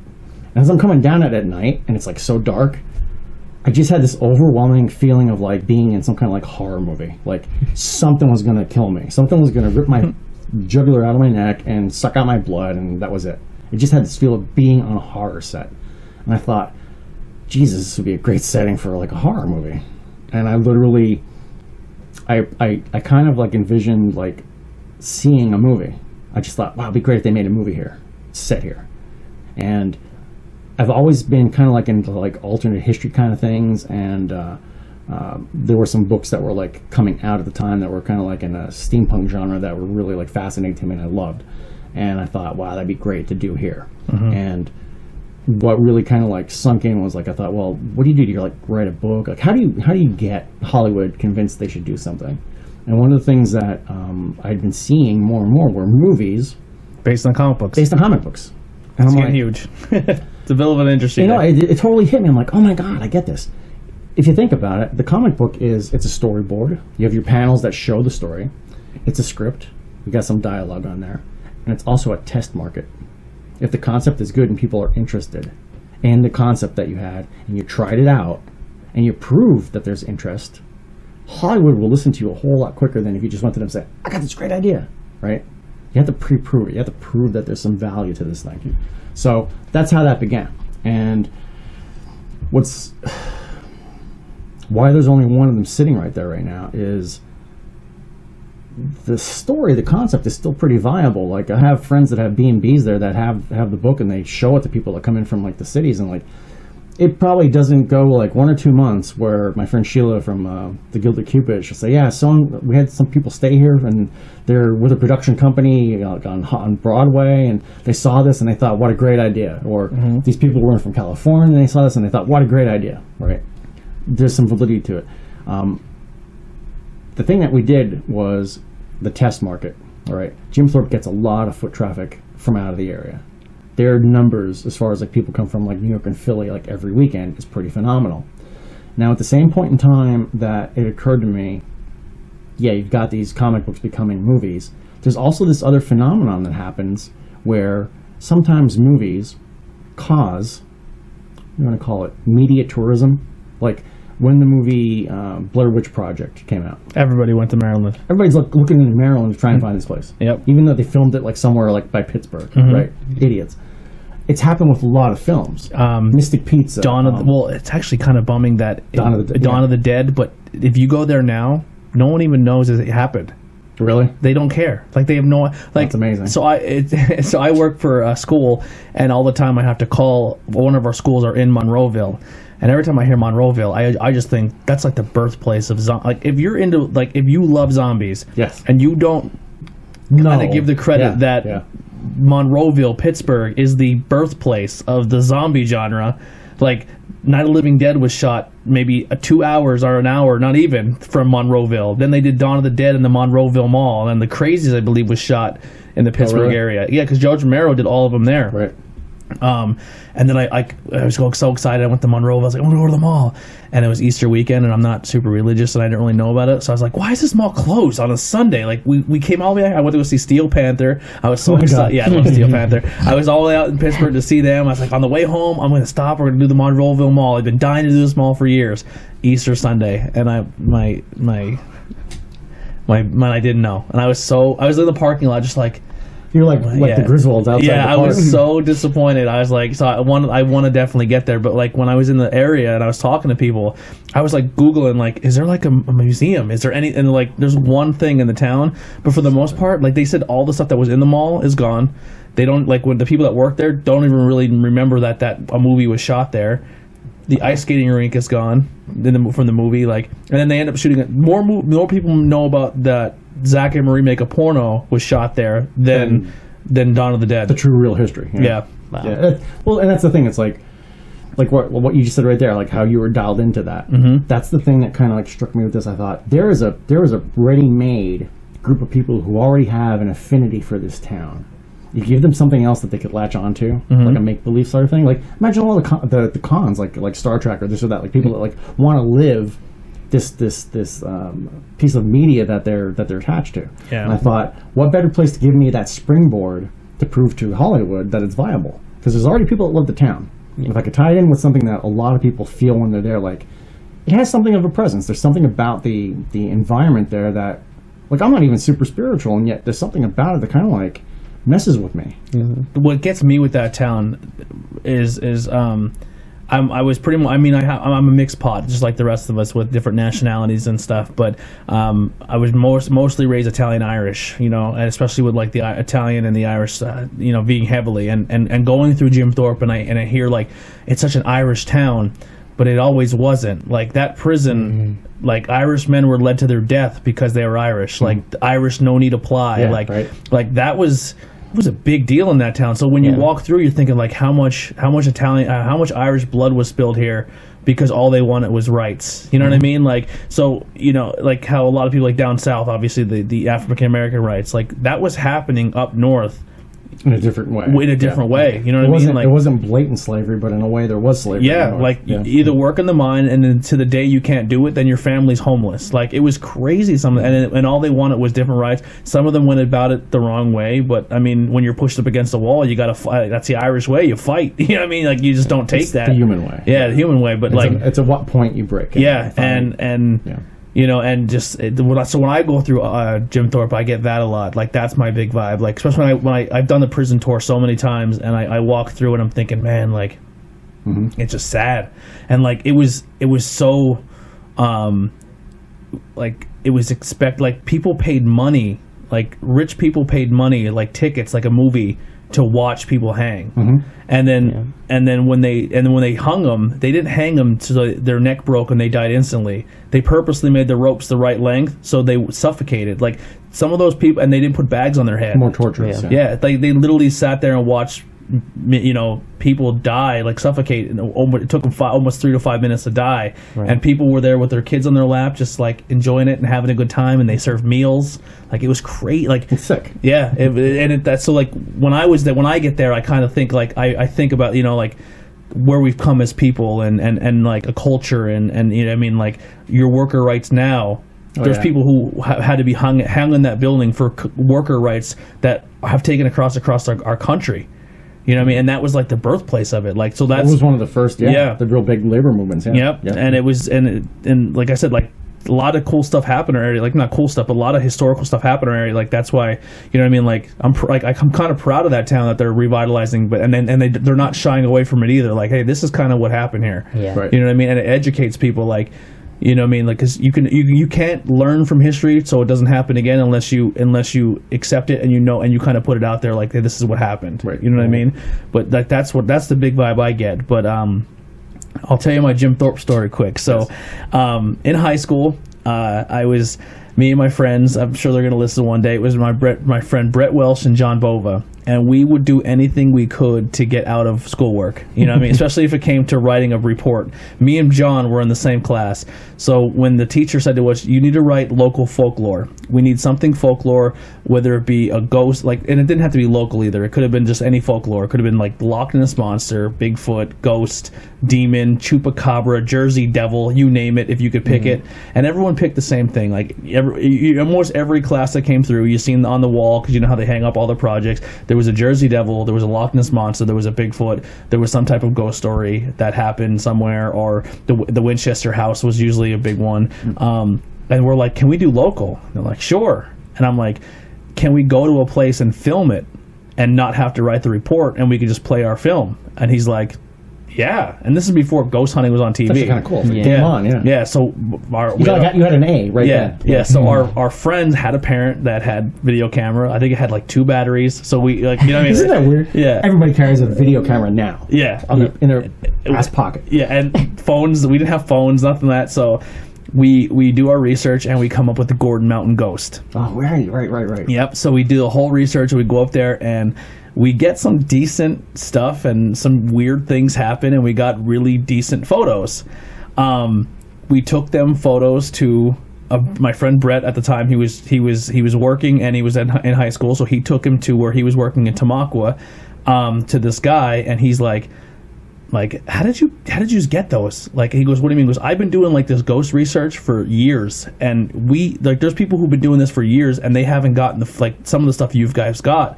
Like, I guess we had like a full body apparition, we had orbs, we had like really compelling things, and it was on our video camera too. So he's like, would you be interested in doing another project? So we're like, yeah, we already got an A. You went to Gordon Mountain. Like, how's this anything to do with Jim Thorpe? So he's like, can you do another project? He goes, normally people pay to go in there and do ghost research in that building. He goes, because you're high school kids, I could just tell them you'll go there and you'll help them. If you give them the building for the night, you can help. Like, you have to help winterize the building. So we literally walked around the building. We put the styrofoam things on, the winterizer for the winter, so no more tourists go in. We did it for the whole, like, you know, if we started at like 6 o'clock and we got done like around dark, and the guy was pretty much like, here's the building. You can have it all night long. No shit. That's and awesome. We had a lot of weird things. Like, I went in there to be very skeptical and disprove things and say there was no such thing as ghosts. And I had some experiences that I try not to tell too many people because I don't want them to judge me thinking I'm just being crazy. But I've seen stuff in there that I can't explain. Like, I seen a person that wasn't there. Oh man. Yeah, like, so in the upstairs, I don't know, have you done done a prison tour? So the very, very upstairs changed a few times. So at one point it was the warden's family who lived upstairs. Then it turned into like a rec room. Well, not much till much later turned into a rec room. But then at one point they had a few cells that were women's cells, and the women were just put in there for a couple days, and then they were transported somewhere else. But when the women went there, it wasn't a good time for them because they're not in the books. They had no record that they're ever there. So things happened to those women, and sometimes they never made it out of that cell. Seriously? Yes. And there's a rumor that there's a giant, I guess, hole in the yard of the prison, and they said there's been, you know, they have stories where people were put down there and they were never found because it's like a giant open mine hole, pretty much. Yeah. So that was one of the stories too, that a woman. So one of the medians, I guess, went through, and she told this whole story about, you know, if people like, so we sat with this lady. She said she was a medium, and she talked to me, and she goes, "You have something," and I was like, "I don't want to hear anything." And she told me something about my childhood that I didn't tell anybody, that I seen something when I was younger, the whole nine. And I was like, all right, this lady creeps me out. So when we got there, the guy was like, oh, the lady told me that one of you, and he put me on a little tour, a little test, and I passed the flying colors. So he told me to check this couple cells, and he told me to do a lap around and find out what cells I thought were the creepiest or what I got a vibe from. Oh, interesting. So I walked up the stairs, I walked around the side, and right when I get to right before you turn the corner to go behind the gallows, I got this one really bad, weird vibe from the cell, and it felt like cold. It felt colder. It was literally blowing out like someone had an AC in there, and I just had this, like, I guess had this weird image that somebody was like holding onto the bar just staring at me. I just didn't feel welcome there, and I left. And I walked around, and I walked around another side, and I heard like crinkling, like paper crinkling. And I stopped for a second, I listened, and you could just hear crinkling. And I was like, all right, that cell. I didn't get a weird vibe, I just heard a weird noise. So I just kept moving, and I come downstairs, and there was 4 of us. So I go down, and the guy goes, so what cells? And I said, this cell, and I told exactly, and I said, this cell, because I heard crinkling. And our one friend goes, I'm done. And he goes, what do you mean? He goes, I'm going to the car. I'm not doing this tonight. And he walked away, and we're like, what do you mean? He goes, dude, he told us exactly what you were going to say before you came down. No shit. And he said the crinkling, and he goes, yeah, the crinkling noise is an inmate hung himself, and sometimes people hear his rope crinkling off and I'm like, and I said, we didn't even start yet. I didn't even winterize the building. Yeah. So then he kind of gave us a tour, like a private tour, and then he told us upstairs, this is like the women's holding cell, and he has mannequins everywhere. So a mannequin can, you walk in, all right, that's just a mannequin, I'm good. So the one woman's cell has a mannequin in it. So I'm in there doing the work, and the guy who ran it was like, I'm not afraid of ghosts, like, I don't think it's real. And like, we seen a chair slide out. Like, he was sitting there telling, like, I don't believe in ghosts, and the chair went, and we're like, and he just goes, anyway, like, you're gonna pretend that just didn't happen? Like, so like, weird things happened. Yeah. So we're in there, and the women's cell and all the lights are on, so we're winterizing it, everything's completely lit up, it's not dark, and I put the one, you had to tie a string through a piece of styrofoam that was cut perfectly of the windows, push the styrofoam through, and then you tie it onto a latch just to kind of keep the air from, So then I go to do the second one, and when I go to pull it through, there's a mirror that's in between the 2 windows I'm working on that can perfectly see the 2 cells behind you. So I looked at the mirror, and I was like, oh my god, that fucking mannequin got me again. And I'm just like, whatever. Now the mannequin's standing in the one cell, and the other cell doesn't have a mannequin. So I look in the mirror again. I'm like, it's not bothering me. It's the mannequin just sitting on the bed. And I'm thinking to myself, I'm looking at the mannequin out of my peripheral as I'm doing the work, and I'm like, the mannequin was standing, not sitting on the bed. And it was literally in a full white, like, garb jumpsuit type material, and the mannequin had black hair, just like this woman. Like, so this woman is sitting on a bed, and she just sitting down like this, and her hair is kind of like the Grudge, like the best way I can describe it, over her face. And then I'm like peripheral, and I'm doing my thing, and I'm like, I could have sworn that mannequin was standing. I didn't think they had another one in there, but I just thought, it's just a mannequin. And then out of the peripheral, the head moved up like that. I didn't see a face, but I just physically and I went, what? And I turned, there was no mannequin. I looked back in the mirror, and it was nothing was sitting on that bed. I took off. I was like, I'm done. It's pretty vivid. Yeah, it was creepy. It was so creepy. And then as we're walking around, I literally kept feeling like I was being so I'm kind of, I guess, ballsy. So I would just walk around by myself, and I would just go into a cell and close the door and sit there in complete darkness and not tell my friends where I was. Because if I was going to experience something, I was going to experience it. And I wasn't going in there like, I think I'm creeped out. Like, I kept very cool. Like, and I literally had an experience. So we were in the basement, and there was always that rumor that there's there's people always get on film or something like that, like a blue light that's supposed to protrude on the one thing in the basement. Because the old Jim Thorpe prison, they would take you, put you in the basement, strip you naked, strap you to a wall, and just kick the shit out of you. And you would sit down there for months, days. That was kind of like their hole. And the guy told us, he goes, go in any cell you want down there, just don't go in this one. It's the only one I'm going to leave the light on. I get people get hurt on tours for some reason, we just don't put people in there. I was like, all right, whatever, yeah, we won't go in there. Wink, wink. Mm-hmm. We go downstairs, and I was like, I'm standing right by the gallows, and I'm reading something, and my camera light battery the light keeps turning off. Like, something's pushing the button and turning the light off, and I'm like, I swear to God, I turn it back on, I go, watch. And it would just turn back off. And they were taking pictures of me, and every photo of me in this prison has this giant basketball light above my head, no matter where I went. And on the video camera, every time I turned, it looked like dust, and it would just go and scatter. Oh shit. Like the orbs, I guess, what people call them. So I'm like, all right. And so I'm like, I'm going down the dungeon real quick. Because if something's following me, I'm going to get whatever this light is, we're going to get it. So I go running down the dungeon. I don't tell nobody. I go down the dungeon. As soon as I hit the stairs, it's a brand new battery. It says low battery. I'm like, what the hell? So I take it out of my pocket. I put the fresh battery in. I turn it back on. Dead and I battery. run down. It wasn't dead yet. So fresh, brand new battery. I run down the stairs. I get in, and I'm going right for that cell. Like, that's where I'm going. So brand new, fresh battery. I turn the corner, and I literally, the camera, I go, this is the cell that we're not supposed to be in. I say it right on the camera. And then there's a little tiny, like, candle light plugged in. I said, that's the light. And I said, these are the chains where, and I'm kind of like telling the story of the prison for the school project while we're doing it. I said, these are the chains where people were literally tied up and beaten. And as soon as I said it, the door closed, the light in the corner went off, and I'm by myself, and everyone's on the second floor. And I'm like, I don't know where the door is. Because like I immediately lost all orientation, and I'm just sitting there, and like it just literally felt like I was not by myself. The hairs on my neck are standing up. I'm creeped out. My friends notice I'm not there, and they're screaming, "Tony!" Now the good thing the dungeon has like you could hear from the floor above you. So I'm like, I'm downstairs. Like, where are you at? I'm like, I'm downstairs. They're like, you're in the dungeon? I was like, yeah. So they come running down, like, what room are you in? I'm like, the only one where the door's closed. And they're like, our flashlights are dying. I'm like, yeah, that's what just happened to the camera, too. I had no light. I didn't bring a flashlight. All I was using the camera light. And my friends had to, like, kind of kick the door to get it open. And then as soon as we left, we kind of stood there for a second. We're like, let's just kind of stand there and see if we see the light. And as we're standing there, I'm the closest one to the door. And they're all kind of, like, on the other side of me. And I just kept feeling like a hand go around my leg or my arm or my shoulder. Like, I just felt like I was being touched. And I was like, it was a good night. Let's get out of here. And then we left. And then the guy was like, once again, you guys got good footage. We can do one more location. And it was Eastern State Penitentiary. Oh, I love that place. And and my friends were like, no chance. We're high school kids. There's no way we're gonna we did the whole like trick where like I'm gonna tell my friends, my parents are sleeping here, my parents are sleeping here, and then we went to Jim Thorpe for the night. It's like no way we go to Philly. Like we get caught every time. Like so we ended up not doing it. But yeah, that was my Jim Thorpe experience. We got the whole prison. You still have any of your footage for that? That'd be fascinating. So my friend, he moved right out of high school and he went to Arizona and he took everything with him. And I don't know his situation, what happened in Arizona. He wants to do an interview, so maybe we'll ask him during it. But all the footage is gone. He took it with him, and it's all. I wish I had it. We had photos from the Gordon Mountain, from the Jim Thorpe. It's all gone. Like on the camera, you can watch it. Like I turn and like.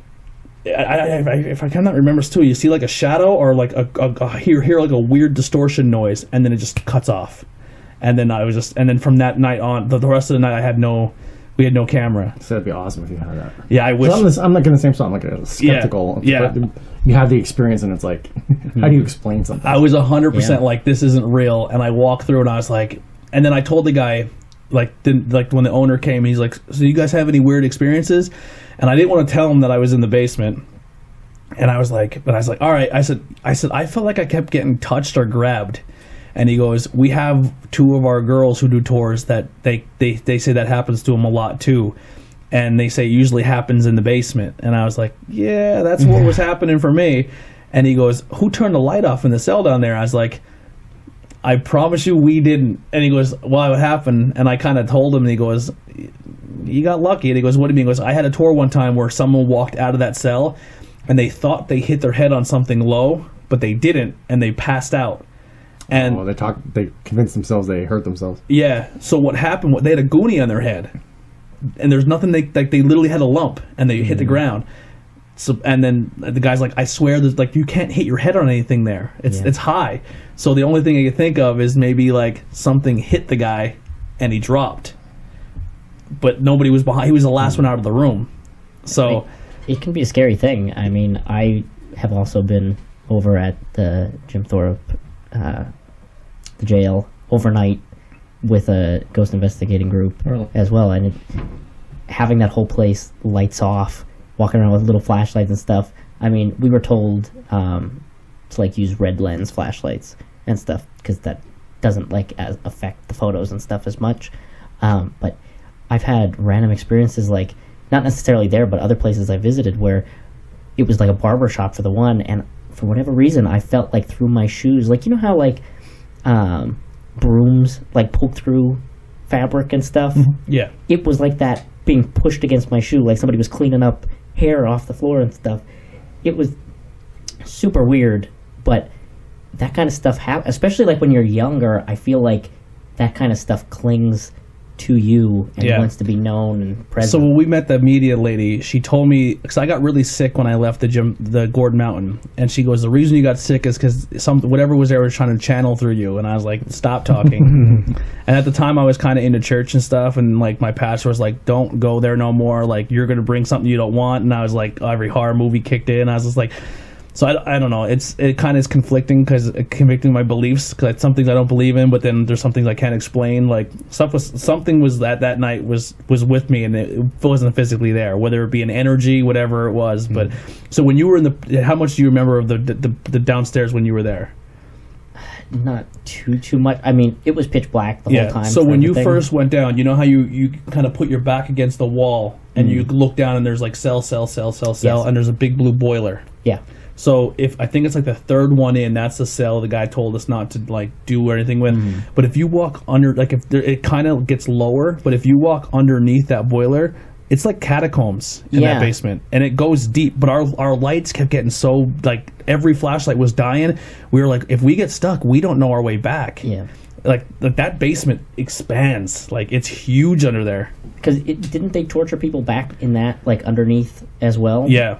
Because when my mom went there before I went there... They won't take tours back there. Well, it was like an overnight kind of thing. Yeah. And she didn't necessarily know, like, what that was. But she got to that point, and since she's on, like, the shorter side, she could just kind of, like, walk through. And she just stopped dead in her tracks from what she told me and was like, I can't go back there. And when she asked, like, what happened back there, they were like, that's where people got tortured and stuff. And she was like, I could tell there was such a strong, tense energy that it stopped her from making another step. I want to go. It's so cool. Well, this would, from what I would recommend, is this summer would be the time to do it, because they are trying to sell it. Yeah, they're trying. I don't know if they're going to sell it and still do tours, but they're definitely still trying to sell it. But it's definitely a cool experience. But yeah, it was awesome. We did the whole night. We did the whole overnight, and we walked through everything. The only other places we weren't able to go is he wouldn't let us go to the very top. Like, so when you get to the one staircase, there's another staircase that goes above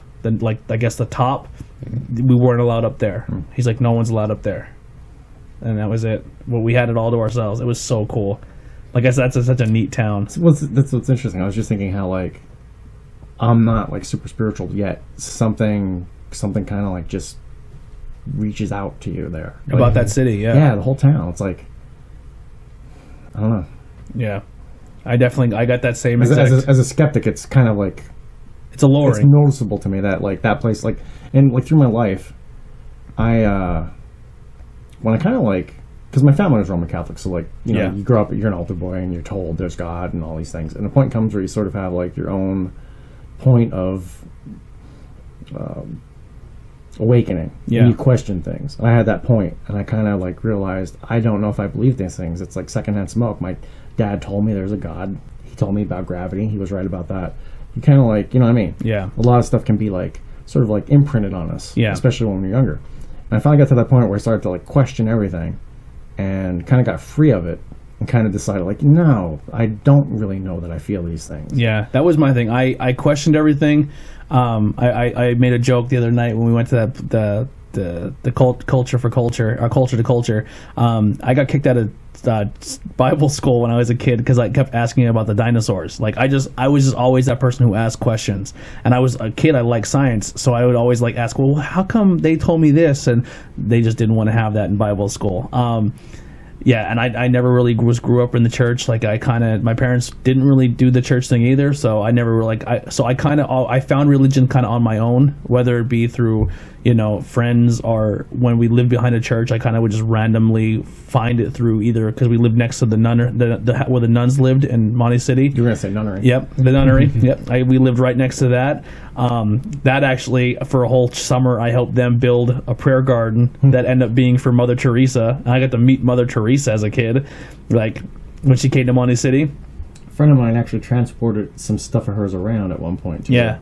And so I met her, and I never forget it. She came out of the church, and she looked up and she gave me the blessing. And then I was like, looked at my parents. My parents were like, get in the house, because like I was a kid who I didn't care. I said anything, and they're like, get in the house. Yeah. So then the nun who was like my buddy, and she went away, and I helped her build a garden. She's like, come here, meet her. And I was like, I didn't know I just knew her by the mother. So I would tell my parents that the mother is coming forever, and they're like, maybe they're telling them that, you know, Blessed Mother's going to come down like Jesus, and that's what they thought. When I was saying the mother, I meant Mother Teresa. I just didn't know who she was.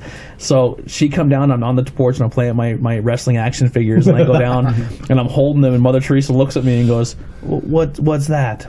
I'm like, oh, this is Macho Man Randy Savage, this is Hulk Hogan, they're gonna fight up on my porch. Like, I told Mother Teresa about WWF. Like, you know, she did not leave this planet without hearing Hulk Hogan and Macho Man, thanks to this guy right here. Awesome. But yeah, like, so that the religion thing, like, yeah, I'm the same way. I ask too many questions, and then I research other religions, and I'm like, this is all kind of plug and play. You just kind of change the deity for a different one.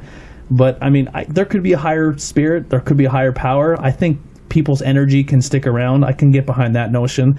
I don't know, and I've been kind of feeling like, it might sound crazy, but the cosmic consciousness. Yeah. A lot of things that, you know, I've been sort of like, there's like no shortage of YouTube videos where you can go to some you'll spiral. remote corner of the globe, and there's somebody talking about some ancient structure or technology that they've unearthed, and they're trying to explain it in modern terms, and you're like, wow, yeah, that really does seem like there was some high technology going on here. And in a lot of cases, it's just like, even from like our DNA, like when they start to talk about like our genetic code and how there's like the missing link. Yeah. And a lot of people would pose that like we're an experimentation. Some other intelligence in the universe, solar system, or not solar system, universe, in the cosmos, came here and basically changed some things in our structure. Like, we're genetically modifying plants and animals ourselves. We at some point were altered, and we became what we are. And there's other life elsewhere. I'm kind of following like that a bit more. Like, I'm looking at so many things, thinking like, wow, there's a lot of evidence that supports this. Yeah, 100%. As far as like alien intervention, and it kind of pulled me back into thinking like, yeah, there may well be another dimension that there's too much out there to say we're the only thing. That's how I feel too. Like, I can't imagine that. And if we are, that's disappointing. The math of it. Yeah. The math of it is like, it's absurd to think that we're not. I agree 100%. Where can we go from there? So we got your music, cover a little bit of photography. So we'll get into like your stuff that you got going on now. So you have the retro lovely, you have the regular, and then you have like a taboo version, which is a little more nudes. Yeah, we'll say it's nudes, but it's not like nudes in the aspect of how can I say, it's not like pornographic nude. It's not, you're not seeing, when people used to ask me, like content creators, when they'd say, well, what's appropriate for your taboo edition, my reply would be, maybe Hugh Hefner from Playboy would blush a little, but Larry Flint from Hustler would be bored. Yes. It's a somewhere good medium. Between that. Somewhere between there. Yeah, you're not seeing... I don't want to see a model who's purposely exposing something for the shock value. Yes, you're not if she's seeing... posing artistically, you're and not you seeing, see something, like, fine. You're not seeing the vaginal, we'll say that. Sometimes there are, but it's not a contrived... It's not in your face. I'm going to flash you. Yes. Yeah. It's mostly like topless, very cleverly posed photographs, and but the style of it is no different than the regular retro magazine. It's just that they're not wearing a top or a bottom in it. It's still very, it's not nudity for the sake of nudity. Yes, it's still very artsy. It's done very classy, and it still keeps the theme of the magazine. Yeah, it's good. It's really good. And it's like, for some people that's fine. It's not a big deal for them. Yeah, and it's what happened was, I was getting content like that. I'm like, well, I don't print it. Yeah, and it was like, it finally became a situation of like, well, why not? Yeah. So we did. And like, it was really kind of like fascinating to me. There was a point, maybe around 2012 or so. And how did this come to be? There was a point where, for the magazine, I was actually buying and placing ads in other magazines to promote it. Like, I had an ad in Inked magazine once, which was like bizarre because they, quite frankly, I reached out to them and I got their media kit, and like a full page ad in one issue was like $30,000 or something, like just insane, right? Wow. And I was like, oh, no thanks, right? But what was really bizarre was, like, in 2 or 3 weeks, I get an email from the publisher, right? He's like, I'm so-and-so with Inked. Somebody with the sales team noted your inquiry, sent you a media kit, but somebody else on the team actually had picked up copies of your magazine at some tattoo convention, and they loved it. Yeah. And he's like, they brought it to me, we checked it out, it's really cool. He's like, I'll give you a deal, like a one-time quarter page for like $750. Wow. And I actually found I made a graphic of the bill, and it was funny because they literally, on the invoice, they showed the regular ad rate of like 5 figures, and then like what did they call it? An industry courtesy discount of like 97%, and the final amount was $750. That's awesome. And it was like it's so cool to like know that somebody else in a similar industry appreciate what you're doing and was able to say that. The only thing, and this isn't like because I do enjoy tattoos as well. So the one photo, it's not in any of these. It's the one you're kind of sending me over the thing. There was just the girl with the very, very blonde hair in the blue bathroom. Oh yeah. So she has a tattoo on her leg, and I was zooming in so hard to find out what that. It looked like a Ren and Stimpy tattoo, kinda. It was a cartoonish tattoo. It was on her thigh. I can find out for you. Yeah, I was very curious of what it looked like, but like I said, that's a thing with these too. If you're into like art and tattoos, Wait a minute. I have a thought. check this out. Like I said, the artwork on these girls is phenomenal. It's got a little bit of everything. Not every girl's tattooed either. Some Funny thing with her. This was issue 1 that I put out. Okay. Back in 2010. And this one sold for $10 back then, which is just phenomenal to even kind of comprehend right now. Like when we brought it out, I offered it on pre-sale for $8, and at the time I was like, "Who is going to buy a magazine for $8 when, like, on a rack they're $3?" Right? Yeah. I just thought this is not going to work. This is going to fail, right? So it came out. It's $10. I pre-sold it at $8, and I rolled the dice on it and spent more on printing more, like a couple thousand more copies than I thought I needed. And when it hit, it was before smartphones really existed. Everybody had cell phones. You could text somebody. People still had pagers when I started this thing. And in the years since, smartphones have replaced so much media-wise between videos. Like, could you imagine 10 years ago or 9 years ago watching a YouTube video on a phone from Never. there? Or looking at photos? I remember the first time I could look at my MySpace page on a phone. I was like, "This is crazy." You wanted to kill a kitten. Yeah. So that back then, you still had to buy a physical thing to see imagery good. And since then, it's changed and it's not needed now because it's all right there. Yep. Unlimited, free. But back then, I was like, wow, who's going to pay this kind of money for this? Well, what happens with this physical copy, right? This is the first pressing because we actually reprinted more to sell because we sold through the first batch. One of the models that I worked with, great gal, Ludella Hahn. The girl on the cover looks very familiar. She's pretty well known in the community. It's on the Sweeney Max. She's been in some movies, and as far as like a pinup icon of the modern era goes, she's probably one of the most I've definitely seen her before. But what was funny was I was still in the DC area, and this gal was just really starting her career, and we had scheduled to do a shoot at this boutique hotel, and there was a blizzard. So we were scheduled for like certain times. Like the Elvis picture. And we called it James Dean or Elvis. Like she couldn't decide whether it was there's a James Dean around here somewhere too. I think it's on the bottom corner. Yeah. So he's over here. So that was the thing, the James Dean or Elvis, which one is going to win her heart. Yeah. But the thing of it is, she had somebody else scheduled to shoot her the same day in the same place. Well, till I got there with the blizzard and everything else, I was like an hour late. So rather than be rude and tell these other people, well, you got to delay because I couldn't make my time, we literally did a shoot in 27 minutes. Wow. It was the first time we met. We did our stuff. I got set up. And the lighting gets kind of involved. Like, I typically take 40 minutes to set up, get my lights where I need them.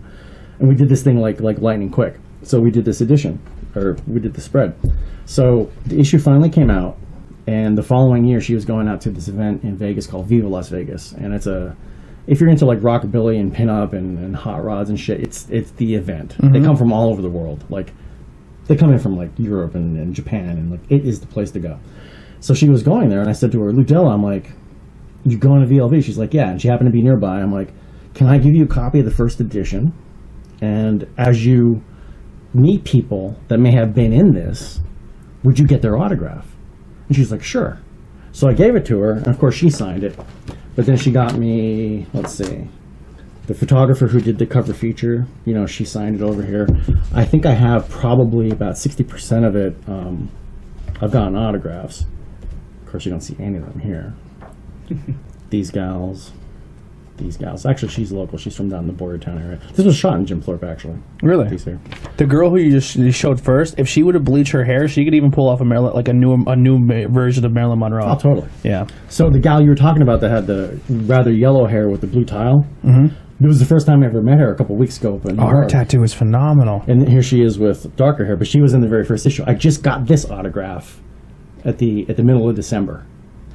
That chest piece is phenomenal. It's almost. I almost feel like the one that you're talking about isn't even here yet. Yeah, no, it would be on this leg. Oh, so it's hidden. That's so the one you showed me where there's 3 girls and you were trying to do that's her. Yeah. Okay. Yep. Yeah, I didn't even notice that in the first one. So it's like for people at home. It's like they're like what would you call them? Like the witch. What are those witch doctor called? The ones who like what were they from? During the plague, yes, they put the big like bird masks. Yes, on. It's kind of like that with the atomic cloud. Scented shit in there. That yes, smelling all death. Rose petals and stuff. Yeah. Yes, and then it's a huge atomic cloud in her chest piece. That's awesome ink. Yeah, there's Mr. Omega. Yeah, it's awesome, man. It's definitely cool stuff.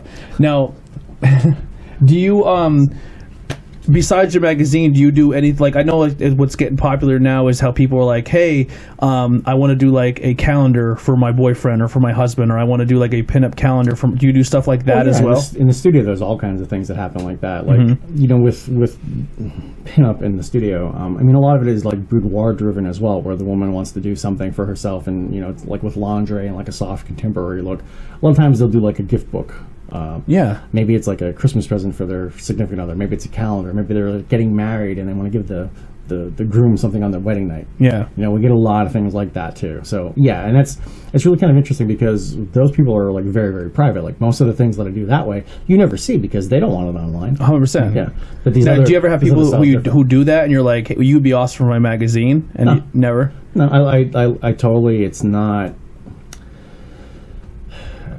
it's on them. Yeah. It's really on them. I mean, and the thing of it is, it's like the magazine today as compared to here, like again, when I put this out or these other ones, we're printing thousands of copies. And we had a market and we're selling them and they're in stores. Like I literally have bookshops that are carrying the thing all over the planet for that matter. In fact, I almost had the Taboo edition Hustler was going to like carry them in their shops. Really? They really liked it and they were like ready to do it, and things just didn't happen timing wise, and it was kind of like we lost steam and lost contact. And you know what? It would have been cool, but things were really dying at that point. Yeah. I mean, the thing with magazines is, if you notice with these, there is very nearly no advertising. And the thing of it is, magazines' original, let's say, business model, the way that they would survive is by delivering ad messages. And because we get them now thanks to Google and Facebook and social media, and we give social media all of our content for free. You know, you put this on YouTube or wherever and people watch, and meanwhile they might catch that ad on the side that they're getting paid for, right? In the old days, content was needed to draw people to the ads that were in the publications. I mean, as far as reaching people before technology occurred, what were your options? Newspaper, phone book, billboards, magazines, radio, TV commercials. And each one had its benefit as far as who it reached and how. Like if you were advertising, let's say you made dog collars, right? An ad for your company selling dog collars during the Super Bowl is probably not wise, because the cost to promote it and the cost of what you'll make is not who you're actually reaching, right? Yeah. Like half those people are cat people or have ferrets. They don't care about dogs. Yeah. Right? But if you could take your same budget and stick it in a book called My Favorite Canine, you know, magazine, odds are good people that like dogs are going to buy that. Yep. It's a much more focused, rifled way to reach your target audience. And magazines were like that. You take a special interest. If you're into like woodworking, boom, a magazine for that. You're into like collecting dollhouses, a magazine for that. for certain advertisers of specialty products, that's a great way to reach exactly who you need it to. Mm-hmm. Today, you do that online. The advertising dollars have vanished. Yep. Titles are constantly folding because there's no money. People didn't just decide to spend more money on Facebook ads or Google ads or whatever online. They diverted it from traditional medias. Just funny you say that too, because one thing that it's very, very used a lot on social media, and I thought when it first came out it was the dumbest thing ever, was hashtags. I was like, this is stupid. But you could literally, like Instagram, you don't survive on Instagram unless you hashtag. Like I don't do it that much with our photos, and I probably should. Yeah. But realistically, you do like hashtag pinup, and you can come across this. You know what I mean? Like it's ever changing too. Yeah. And that's the thing that's kind of like you could follow subgroups just based on that hashtag. Oh, yeah. So you could do like hashtag cosplay, hashtag interviews, and it will people who I mean, obviously every now and then you'll catch like that weird one where someone just throws a weird one, then you're like, why did the hashtag even on their photo? Like I put ridiculous ones on just because I get tired of it. Yeah. Just to amuse myself. Like, yeah. Ones that won't mean anything. Yep. Yeah. But yeah, it's definitely cool. And with your shop too, do you ever look at like local like up and coming photographers and have them come in and like you ever work with them in that aspect as well? Rarely is it to my benefit to have anybody that would really be like up and coming or local. Like I do have visiting photographers that come from out of the area. One of the things that like became pretty evident to me with the publication was the photographers that had a signature style or look, and it was popular. They could have a situation where they could literally kind of like be like a band, like a rock star, and go on the road, and literally take their gear, get in a car, and decide I'm going to go to Austin or I'm going to go to LA. And it's kind of like imagine it this way. Let's say you're a photography studio and you're in Pottsville, and you do a great job. But everybody that like is really interested in getting photography done like this has had a couple sessions with you already, right? There's only so many times they're going to do it. It's a luxury. It's a disposable income kind of thing. And frankly, I don't know how half to 3/4 of the women that do it as much as they do can afford it. There's sometimes I joke that I want to put a sign in the studio. If you have a problem with modeling, call 1-800 blah blah blah, because I think they spend too much money on it. Okay, but they feel good. It's more than just the photos. The studio and the experience is very body positive, uplifting, and does a lot for them in a psychological capacity. So much so that I've joked, I wish I could convince insurance companies that there was a health benefit that we could get some insurance money to co-fund some of these sessions, because they really do. It's better than drugs, and it gives them self-esteem. It gives them a feel-good that it's really hard to come by, and it's something that is a bit addictive. It's something that, like, if a model asks me, if a client says, well, I want to do the session and can my friend come? I'm like, is it a girl? And they're like, yeah. I'm like, by all means. I'm like, bring 5, because they'll get through the process. They'll see you having this fun, getting these photos. They'll want to do it too. I'm like, bring them. Bring them all. Let's do a show. Let's have a photo shoot show and get them excited about it. It's like karaoke. Once one person goes up and does it, everyone's like, oh, I could do that. Right. Exactly. It's kind of what we're hoping with the interview when we first started. I know we did our first couple ones. I did like my gram, my dad, like people who are close to me. And then like obviously I still reach out to a lot of people that interest me that I would like to talk to. And then obviously like how we got connected through like Russ and Kelly. But like I get messages all the time like, can I do an interview? And then I kind of like some of my friends ask me, and I'm like, are you going to take it seriously, or are you going to come in here and just like, are we going to mess around the whole time? Like, so you have to kind of weed them out, but it's the same thing. One person comes in, one person sees it. It's like, it's a snowball effect. Absolutely. Yeah. And just to wrap it up, the thing with the photographers is this. So I have the studio, I do my thing, people come to me a bunch. Imagine it's a restaurant. You just open a great Greek restaurant, right? It's awesome. And everybody in your community has come to it so many times. The shine kind of, it gets a little dull. There's only so much you can do. Like if you had a world-class Greek restaurant next to you and you love Greek food, and you can go there anytime you wanted to and it was free, right? And you did it so much, I guarantee you if a taco truck pulled up on your street for like a day, you'd be like, oh my God, tacos. This is the most amazing food ever. Or pierogies, right? Like when you are denied something or you can't get it all the time. Like when I lived in DC, I fantasized about halushki. Okay, now I'm up here and I fantasize about the Lebanese food I used to get, or the Afghani food or the Iranian food, the kebabs. I mean, there's cuisines. I feel like an outcast up here. I feel like I'm in a wasteland of like lack of options. So here's the thing. That being the case, you're the photographer. You have a signature style, and these people see your work in publications or online, and Now you go 12 hours from where you live and you set up shop in a new town. You're like that rock band coming to town. You're like driving to Pittsburgh to see Steel Panther. I'm not going to judge you. Love Steel Panther. Nikolai hated them. But the thing of it is, it's like, I think they're funny. No, I mean, they definitely are. My issue was, Tony was like, all these amazing things happen, and it was a place where there was girls show their boobs. And he was excited. No, just in general. Like, I've heard a lot of crazy stories about these shows and stuff, and all these people in front of me were so tall, I couldn't see anything anyway. So, like, the music like, Nikolai, I enjoyed... she's showing her boobs. Like, I can't see anything. I'm looking at this guy's ass. Yeah, I'm like, I guess it's good, the show. The music's fine. They sound funny, but I couldn't see much. he wasn't able to get the full benefit of it. Yeah. It sucks. Yeah. Hey, just to say this, I actually offered a piggyback. I know. So I would have not gotten on his shoulder. He was blackout drunk. Yeah. I wouldn't have gotten on his shoulder. I'm pretty sure at one point when we went, you Lion King'd me and picked me up like Simba. Yes. Just so I could see it. So it was like... Yeah, because this one girl, she was over by the VIP section, and she exposed herself, and they were very phenomenal. And I was like, Nikolai, he's like, I bet you they look great. I scooped him up a little bit, but yeah. Do you have any questions since we? I do. Go ahead, let's go. So you said he's going to grill me on technical stuff. I know he just doesn't let me jump in. Right. So you were talking before about like buildings and stuff. When you go there, like I saw that photo, which I absolutely loved, of the girl posing on the piano with the mannequins in the audience. Oh yeah. Was the piano there, or was stuff like that you brought in? Like I'm assuming you brought the mannequins. Yeah, that one, and that's actually kind of really fascinating thing there too. That location is over in Shenandoah. It's the Cooper building, the Cooper School, and a gentleman has Steinmetz Jewelers at some point got control of it. I don't know if he fully owns it, but he is endeavoring to save it. Okay. He's doing a number of different things to try and generate money, to do repairs, to do upkeep, so that the building doesn't have to get torn down. And the thing of it is, I guess it was built in the 20s or so. Structurally, it's an amazing building. It must have been lovely at the time, as far as like the architecture and the appointments.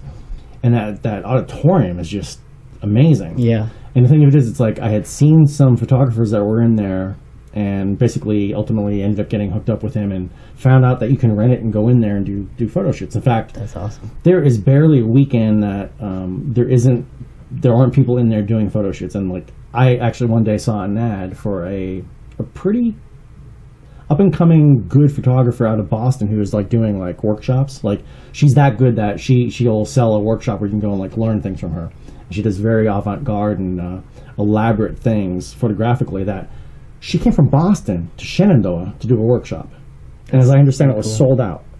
And they have people coming in from everywhere to go to this place and do these things. So I saw the place, and I realized I could rent it, and I got in for a day, and I wanted to do like a test thing. And there's an image that I wanted to do forever, where I wanted to take, because I have a bunch of mannequins myself. I kind of collect them. It's like a weird thing that I have, and I think it stems from growing up around statues. There's an actual philia called a galmatophilia, which is the attraction to statues or mannequins.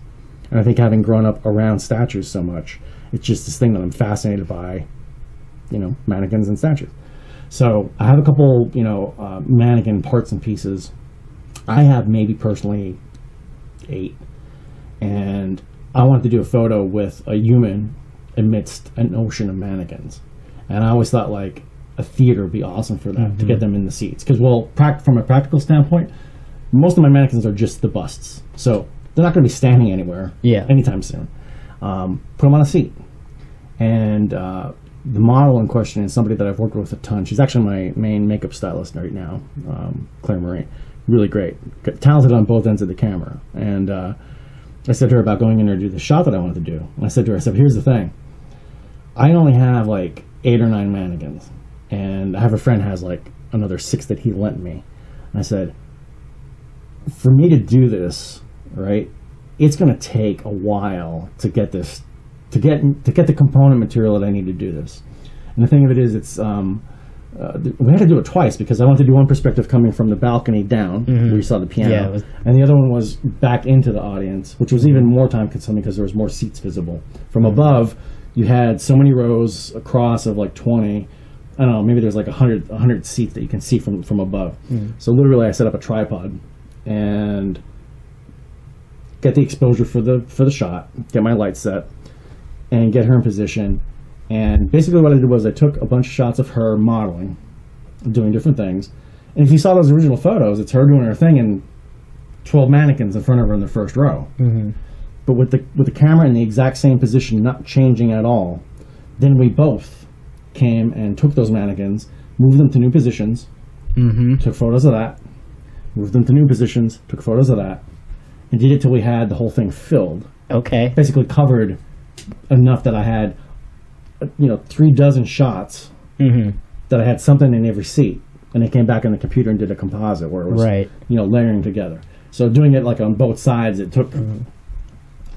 I think we spent close to 2 hours total between her shoot and then moving those guys around to create that thing. Because it's actually really interesting that you went about that way.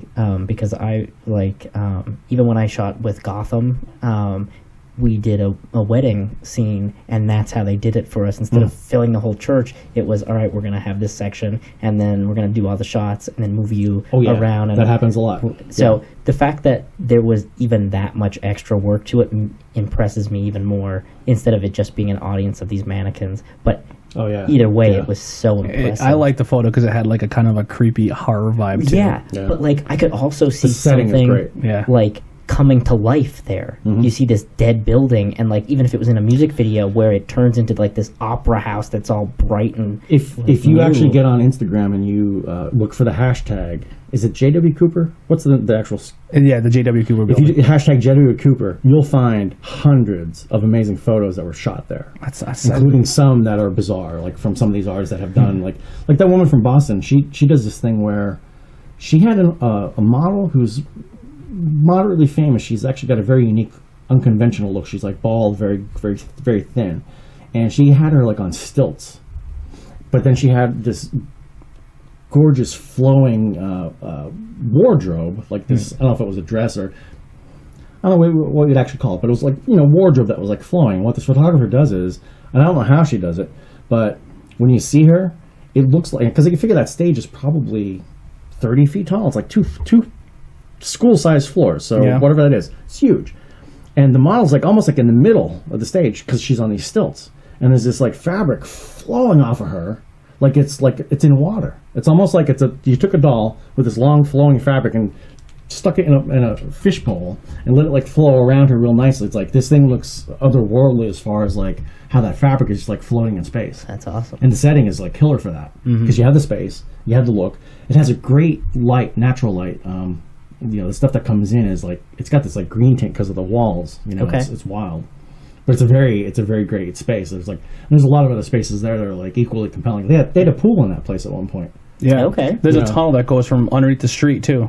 Where did that go? I'm not sure if they even still. I think that had structure issues, but you were able to go because they used to have schools on the like a class on the other side. So the kids don't have to walk in bad weather. So instead of, or even like if they had to go to the other side of the school, instead of walking across the street, you went under a tunnel that went under the street. Yeah, that's cool.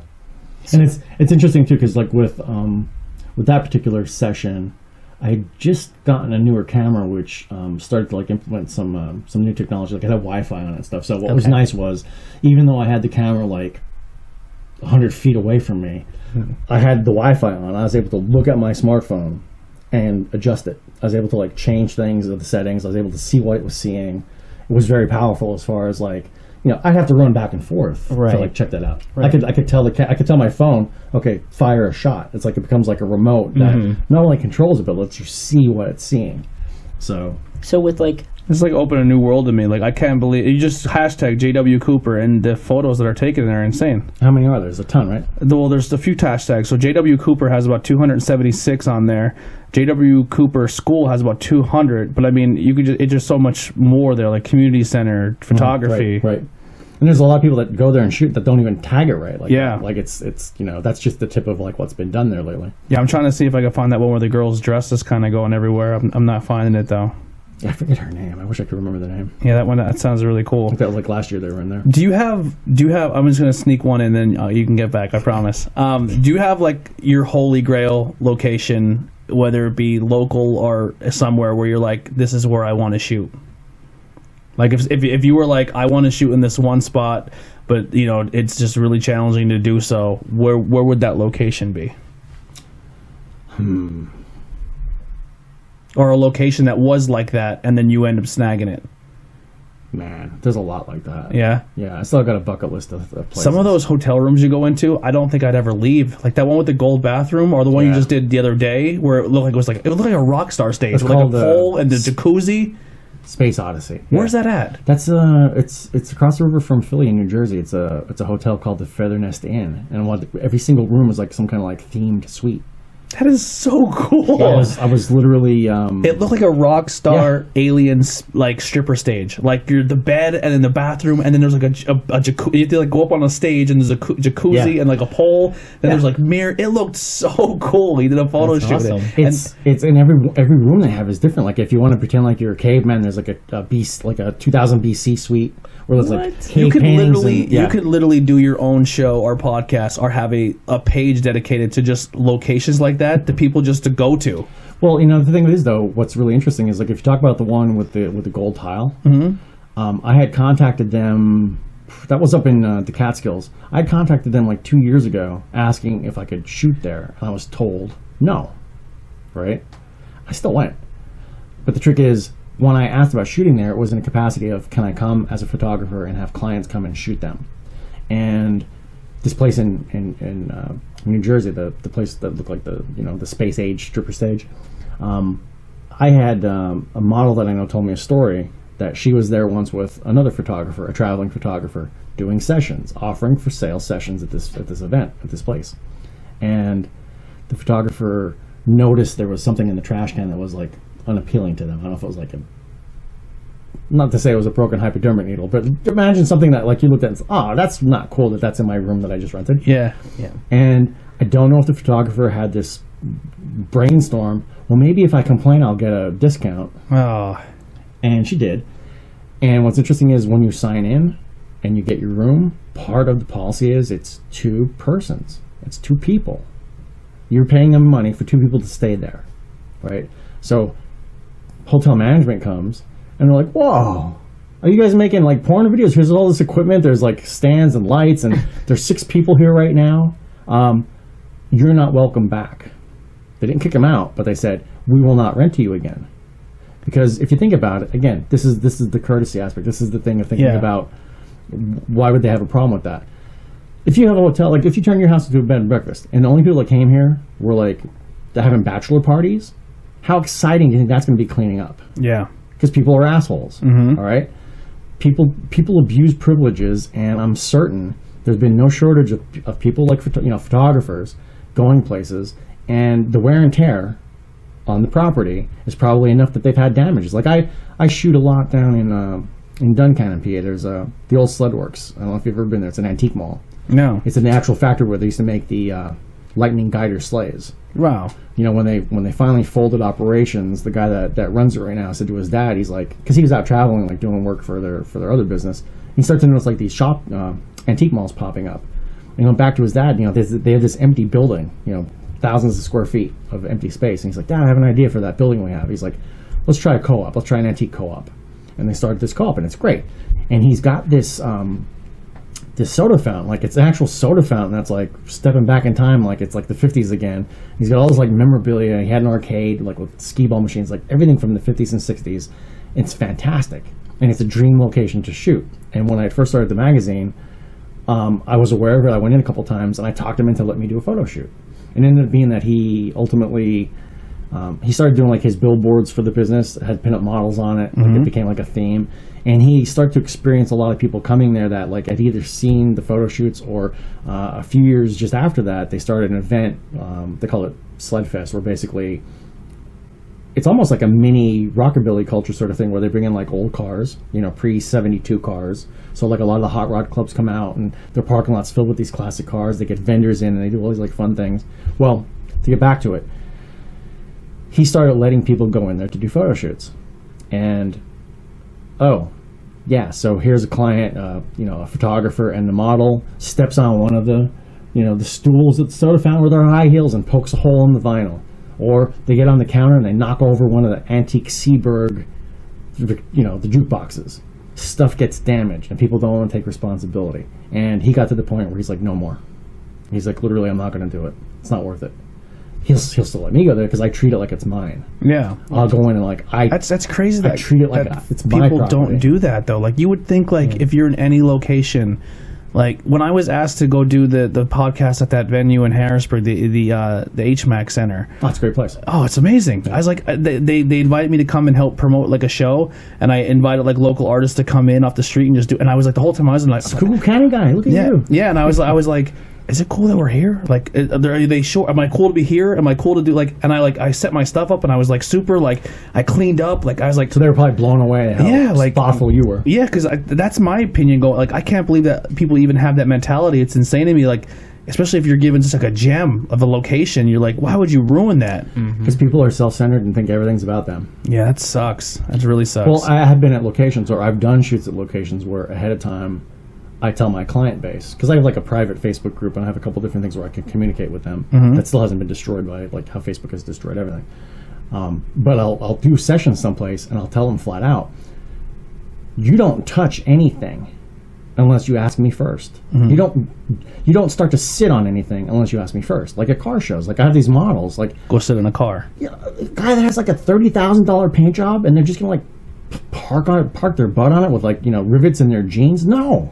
No, you think about these things and you ask permission first. But that's the thing, it's like people ruin that. So I have locations that I've cultivated that I doubt other people would get to and be able to use, just because I've established that relationship and they know that I'm watching out for them. Yeah. So as far as it goes, locations that I would love to get into to do. Well, God. We talked a little bit about the old intermediate school in Monte City. That would be awesome. Yeah, that would be awesome. I'm just trying to think locally. I think I've expired most things that I could get to. If it comes right down to it. On a national level, there's a few places that would be amazing, but I just don't think it's going to happen because they're too valuable, or what I mean. Well, and just to kind of like get back to it, that actually does have value. Like I remember some early issues, the magazine, when I had found out about this place in the Catskills called Kate's Lazy Meadow, right? And it's this amazing cluster of like cabins that look like they're stuck in time from like Dirty Dancing. Like when you think about Dirty Dancing and the families go up to the Catskills and they're doing all the resort shit, it's almost like cabins from them. And you're like, oh my God, it's like the kitchen looks like it's 1957. That's amazing. And oh yeah, there's a whole field of Airstreams that you can rent and stay in. Wow. Along this creek near where Woodstock occurred, right? And then here's the thing, it's like Kate's Lazy Meadow was actually co-owned by Kate Pearson from the B-52s. Okay, Rockstar has money. One of her retirement businesses, she starts this getaway place. Very smart. And decorates it with people that she knows from the industry, like that worked on videos that they did. Very artsy. Did you call it the Love Shack? Actually, one of the people that own that building were some of the people that were hired to do this place for them. Yeah, they did a lot of the work. And what was interesting was I got to know them, and there was a point where my magazine was like in the rooms. Like I'd send them new issues. Like I'd send a couple cartons. Yeah. And new issues were in the rooms. Like when guests would come in, there'd be Retro Lovely. That's awesome. And I talked to them. I'm like, so can I come and do like a photo shoot here? And just like matter of fact, it's like, yeah, the day rate's $1,800. Because what they put together has value visually that production companies will go in. Like you're doing a movie or you're doing like some TV thing and you're out of New York. It's close, and you don't have to spend any money on finding, the toaster or the stove. It's all ready to go. They've built this set. So, some of these places know that, and there's a value that they affix to it. So, I'm just trying to think, like, I really want to do like a tour of like old Route 66 and find some stuff out there. Like, I'd love to get some stuff with the desert. I don't even know if it's still standing, but like the old CBGB building. I don't even know if that is there. Yeah, I don't know if they tore that down, but that'd be a cool place to get some like on the old school stage and stuff. Yeah, that would be neat. Do you have any other questions? Oh yeah, it's back to him now. Yeah, sorry, Nikolai's turn. So back to that photo, just in case anybody wants to go see it, because I would like to see it if possible. Is it in any of the magazines anywhere? No, but I actually have. Oh wait, I actually just did put it in one of them. Because after I kind of like found it again, I actually stuck it in issue number 30. Is that something people can still get? Yes. Okay. Because that'll definitely be one. All the links are in the bio. You can get it digitally or physically. Mm-hmm. Yes. Okay. because I definitely want to support, especially such a cool thing like Thanks. that. I'm buying the newest. He just gave me a poster of one of my favorite models he's done so far. I just think she has a great look. I'm going to be definitely buying the issue. That's the one with the really gold bathroom. Okay. Yeah. Josephine Kenny, also an amazing photographer. Yes. Yeah. I did. I added her. I did a little creep, and I sorry. And I checked out her. It's funny. She shoots models in a way that, like, if I didn't know it was her shooting it, I'd say that's some dirty old man shooting these photos. Yeah. She shoots butts like nobody. Yeah. Well, no, there's she's a contender on the East Coast. She's probably like my favorite butt photographer on the East Coast. Her display picture is a butt on Instagram. Yeah. Butts are popular. Like, I don't Yeah. know, like if you guys have ever seen I'm a butt guy. the whole like your best nine photos for the year. Yeah. For several years in a row, when I would do that, like they were all like butt shots, and it's Yep. not just guys. Like women love the booty. Yep. But on the West Coast, there's a gal, Mandy Searles. I hope I'm pronouncing her name right. Or Poison Apple by Mandy Hicks. She does butts like nobody's business. Like her and Josephine are like I said, if you didn't know there were women, you'd be like, these are dirty old men making these photos. Yeah. I actually try to look up for a lot of pinup on Instagram, like the pinup models and pinup photo shoots, and it's funny because I think I followed Retro Lovely before I even knew like about you, or because when the way Instagram works, if you like so many things of the same thing, It starts feeding you it stuff. starts feeding you stuff. Yeah. So I when I went back to go like, oh, I'm gonna go follow Retro Lovely, it was already followed. And then I was like, some of these models I already followed as Yeah. well, and I was like, oh, that's because I creeped on half it on Instagram, and I follow like the pinup model because I like that style. Like it's something that's like I visually I like it, and then you throw the tattoos in there, it's a knockout for me. And it's interesting too, because like one thing that I was never really aware of when I started this was social media. A really bizarre thing occurred where I would like share some photos on Facebook and was a model with like tattoos. And I start to see comments from like these crotchety old guys or women. Oh, they look terrible with tattoos. Well, they should be pure, like driven snow, and blah blah blah. And like, I remember one guy especially. Like, I try not to engage people that are negative because they just feed on that. Like, I feel like I'm just giving them what they want. Yeah. Acknowledgement that they got you. But this one guy, the one time, was so like, he just caused me to like respond. And he's like talking about how like, women never did this and that and the other thing. And I'm like, I replied back, I'm like, yeah, and the good old days, like when they couldn't own property or vote or have a say with their, their bodies about anything. And like, I just like started laying it on them. Like, I just like, really? Seriously? Yeah. What the hell? They're not making you get a tattoo. Yeah, right. And it's super, like, your magazines, I mean, it could be seen different ways, but it's very empowering too. Like, even like how you're saying your models, they feel good about themselves when it's done. It's it's really interesting because like we've had some like like the retro ball. We've had different events where I've gotten to meet significant others of some of the models, and it can go one of two ways. Like when I got here and I gave you that poster. Yes. I said, I don't know if you're allowed to have this. Yes. Because sometimes in relationships there's dynamics where if you as a man had looked at a woman in lingerie, that's cheating. That's just taboo. That doesn't happen. And then there's not other in this relationships where your wife would come and go, yeah, she's got a great ass. Like, it's the dynamics are different. Yes. You just don't know what you're going to get. When it comes to the models that do this sort of thing too, that exists as well. It's not uncommon to have a situation where a guy just does what wants nothing to do with his wife or significant other out there for view and gets irritated by it and doesn't approve, and it's a problem. And I respect that too. Everybody has their own things, but what I do find interesting is I've had plenty of instances where we've had like an event, like we actually went to like Knoebels a couple times where we had like Pinup in the Park where we all get together there and get a pavilion and do our thing. Most people get dressed up and everybody else like looks at them. But we have like a good time. It's like the community's nice. And what's really been kind of like really cool for me is that I've had these guys, I've had like the husbands come up and introduce themselves and they say thank you.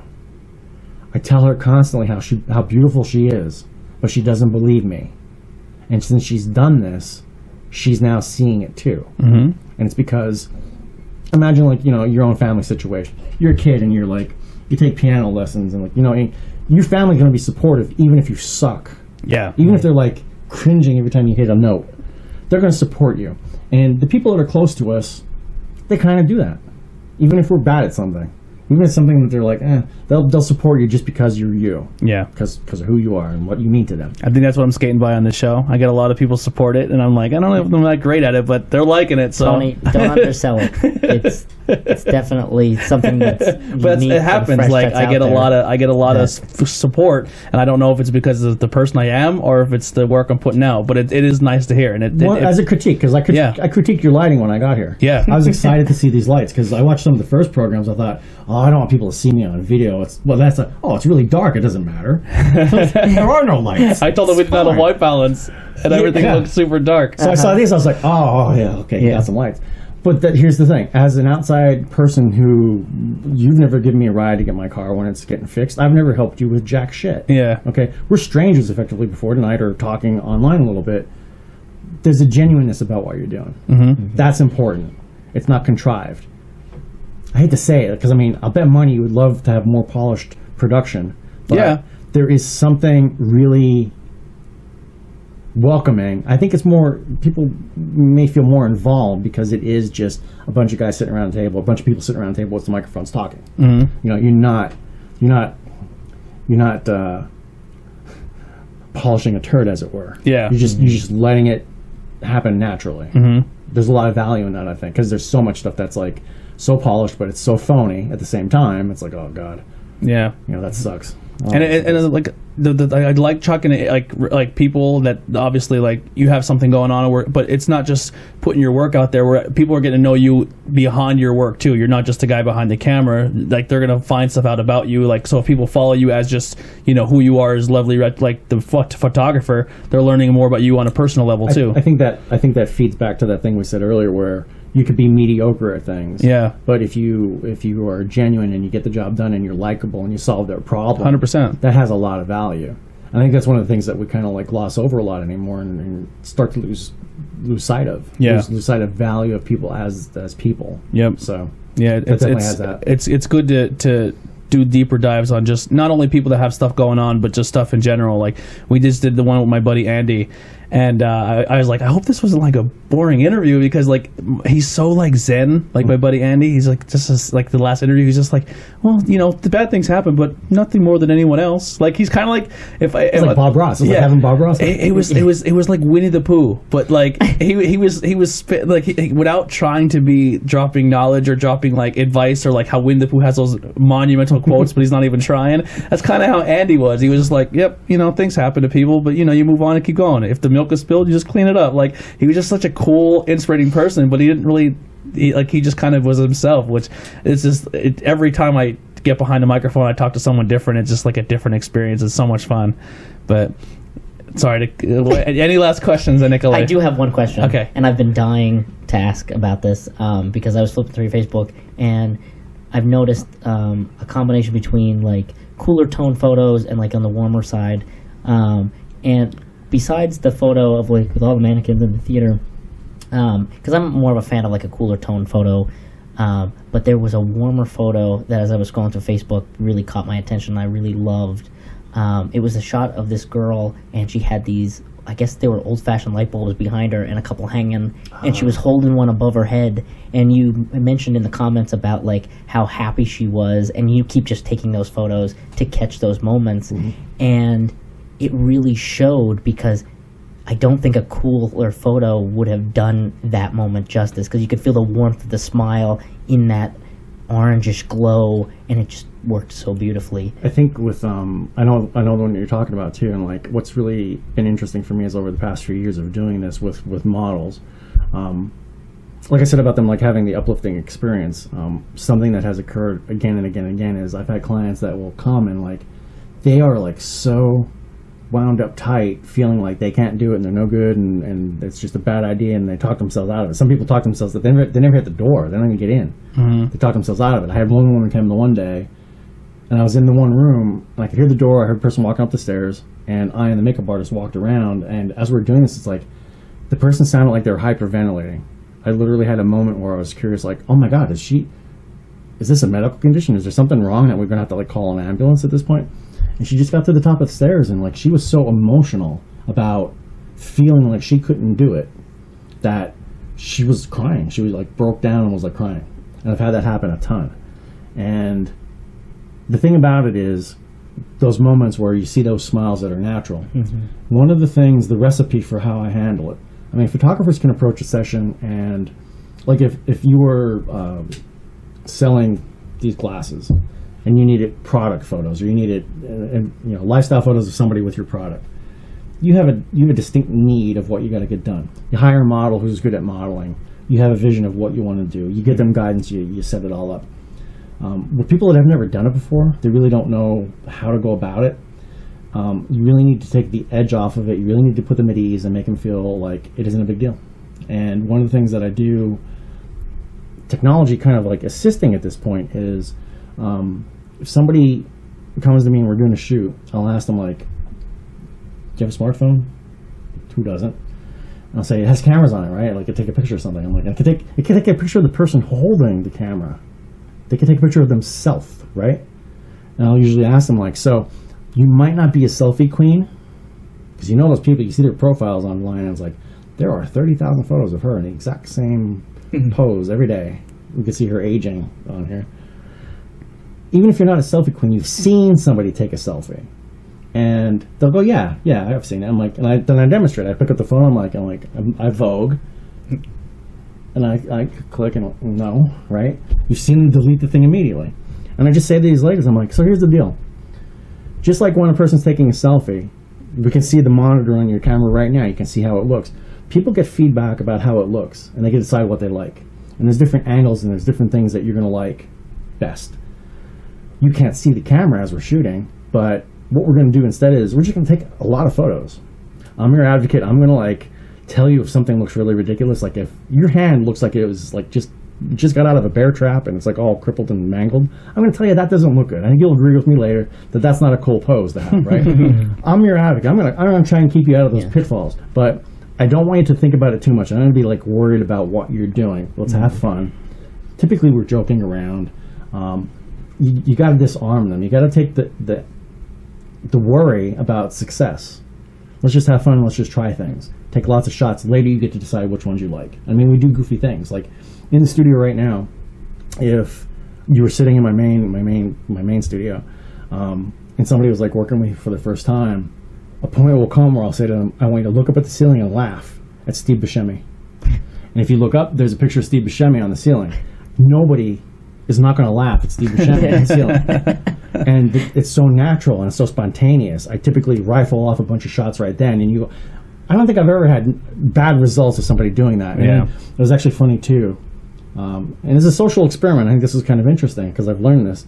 I love horror movies. Love it too. Yeah. I think everybody should know what Silence of the Lambs is. I agree. Right? So 2 years ago, we did these Easter sessions, and I had like 1,000 Easter baskets in the studio. I exaggerated. It's like more like I did that too. I exaggerate every story to make it sound cooler. So I had like way too many Easter baskets in the studio. We're doing these sessions, and Easter's over, and I'm like, what am I going to do with these baskets till next year? I'm going to store them upstairs. Yeah. And I'm like, what am I going to do with these baskets? And I'm like, and it hit me. So I got one that was about the right size. And I went to the computer in the printer, and I found a picture of Buffalo Bill, like where he's like over the well, right? And I got it, and I printed it, and I taped that up on the ceiling on the other side of Steve Buscemi.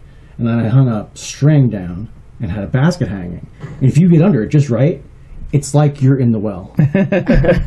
And there's some people that they see it, and all they do is like instantly, like they're taking selfies with Buffalo Bill over their shoulder. Yeah, they get it because they've seen the movie. But I'm amazed at how many people have not seen that movie and do not know what that scene is. Yeah, it's like it's easily 50% of the population does not know that scene. Yep. There's still people who have never seen The Godfather. You know what? I don't get some of that. There's some things you must watch as a human being. But to answer you, the thing with those shots, I have gotten so many unplanned shots that look fantastic, and it's one of the reasons that I'll say to my clients, I would rather take a bunch and capture those moments than try and plan for them and do them, because invariably, like I've seen great models given so much direction that they get preoccupied and look like they're trying. They look, you see it. You know, the spontaneity is like really important. I remember like back in the old days of film, there was a practice where if you really wanted to get some really natural looking shots of some models, you would pose them. You get them into the pose that you were after, but you would make them turn away and then turn back to you. And as they're in the process of turning back to you, you start firing off your shots. Okay. And usually one of those would look better than the thing that you were trying to get all along, the thing that was staged. I can't say, so many sessions that I go into and I think, I know exactly what I'm going to do. I know exactly what it's going to look like when I'm done. And you go through the process and it's not. You're not, you're nowhere near what you thought you were going to get, but you got all these other things that are fantastic too. Okay. Because at least you tried it, And with anything that's like art-based, experimentation is everything. So many things that we have where somebody screwed up, they screwed up or they were trying for something and they got it wrong, It's a good exercise to actually try for something and see where you go. Yeah. That's really cool. You got any other ones? Or before we wrap up? Let's see. I mean, when it I could comes keep to, here all night because I have so many, but I did. I do have one question about like the technique of things. Do you prefer to get almost the end result of your photo in the camera itself, or is it we just want to get a certain pose and then I know later in like Lightroom or something I can tweak it to get that specific style? It really depends on what you're doing. If I'm working with a client, one of the things that I love to death is getting as good a photo as possible right then and there. Because one of the things that people have become desensitized to, and again this leads to or lends to the empowerment sort of thing, there's nothing that pleases me more if I do a photo session with somebody and my studio practice is kind of unusual for like a lot of photography studios. A lot of people think I'm crazy, but if I work with somebody and they hire me for a session, the moment I finish shooting them, I hand them a data card with all their files. I shoot to 2. I keep one set for me. I have a second set. I use like a professional camera. I have a second set that I give to them. I do this for like a couple reasons. In the industry that I'm in, and this actually is true for like wedding photographers too, you probably wouldn't have to survey only a couple dozen couples who were just married and ask them, from your wedding, how long did it take you before you got your wedding photos from the photographer? I guarantee you if you've surveyed 50 people, you're going to get a couple horror stories in there of it taking a long time for them to get their actual product. There's something weird that happens that, I don't know why, but there's a lot of people that treat the business of photography as it's a side gig. It's their side hustle. And I can't tell you how many times I've seen photographers online in their personal, online profiles complaining about their clients asking for the photos that they were promised. Like, I have life and I have my kids and this and that, and they have to understand. I'm like, no, if they paid you money to do the work for them, Right. give them their product in a timely manner. And you're capturing the most important moment of their life, and they want it. There are some crazy horror stories. Yeah. So the thing is with what I do, it's the same thing. Like I've heard repeatedly horror stories of like models who have worked with some photographer, and it takes forever to get their actual images, and they have to like fight them to get them, and it's like a big deal. So from a marketing standpoint, knowing that this is a problem, right? I made the decision. I said, okay, well, I can actually shoot 2 things at once, and an SD card is like $5-6. I'm going to include that in my pricing, and when I'm done, I'm going to give them all their photos. For some artists, that's a dangerous thing because they feel models might not always choose the best things to represent what they did as a photographer, and that's true. But I try and shoot as good as I can, the best of my ability, because I remember shooting film and you had 36 exposure and it cost you money, right? It cost you money. There's a cost associated with every time you hit that shutter button. You work to get it right. Right. What I also love about, 2 things. One, they get it immediately, so it's a business decision on my part where they're like, wow, that's great, I love that. In fact, I've spoiled some people. Like when they work with other artists that don't do that, they're kind of like, sometimes they're shell-shocked. Like, what do you mean I don't get them all too, like now? What do you mean I gotta wait? What do you mean I gotta buy them later? I gotta buy my photos later? I thought I paid you for the shoot. Yeah. So the thing is, they get them, they have them. That's a plus for that. It's a business decision for me. It's a sales point. It's also 2 copies of those files in the world, one in my custody and one in theirs, right? I haven't had it happen. I've had hard drives fail, and I can't stress this enough. If you're doing stuff with video, audio, photos, right, spinning, rotating disk hard drives will fail. Yep.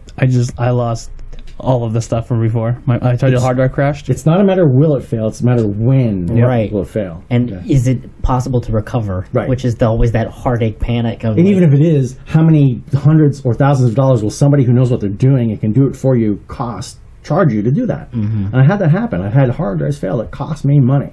And I finally have a networking system that backs everything up in triplicate.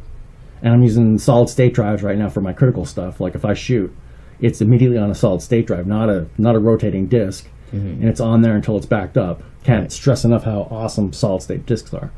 But for me, right, I've never had a problem with like my actual SD cards, but my computer stuff, yes, I have. I'm backing it up now, fantastic. But I know at least there's two sets of data in the world. Right. One's with the client and one's with me. And God forbid something happens on my end, I know they have a set too. If they don't like chuck it somewhere. Yeah, that's definitely a good system. So that's awesome for me too. Now the thing with giving them all the photos and the dangerous aspect of like the quality, if I'm shooting as best as I can, I will let that work stand on its own. Okay, I'm okay with them if they decide, and sometimes they do pick some that I question. And here's the thing that's important too. If I take a photo of you three guys right now, right, together, and we took a bunch of them, and you were each allowed to go through them and decide which one you like best for you, and which one you thought excuse me, people. That's okay. There was only one. And you decided for him where he looked his best, and you decided for yourself too, Nikolai. You're not going to match up. Yep. Your decisions are not going to be the same. People see themselves differently. And I don't want my clients to have to deal with and live with what I thought was their best look. I want them to be happy with how they look. And you're letting them have that choice of choosing. They can choose. Yep. And what's really powerful is when, I think it was 2 or 3 years ago, I was shooting in Duncannon at that antique mall.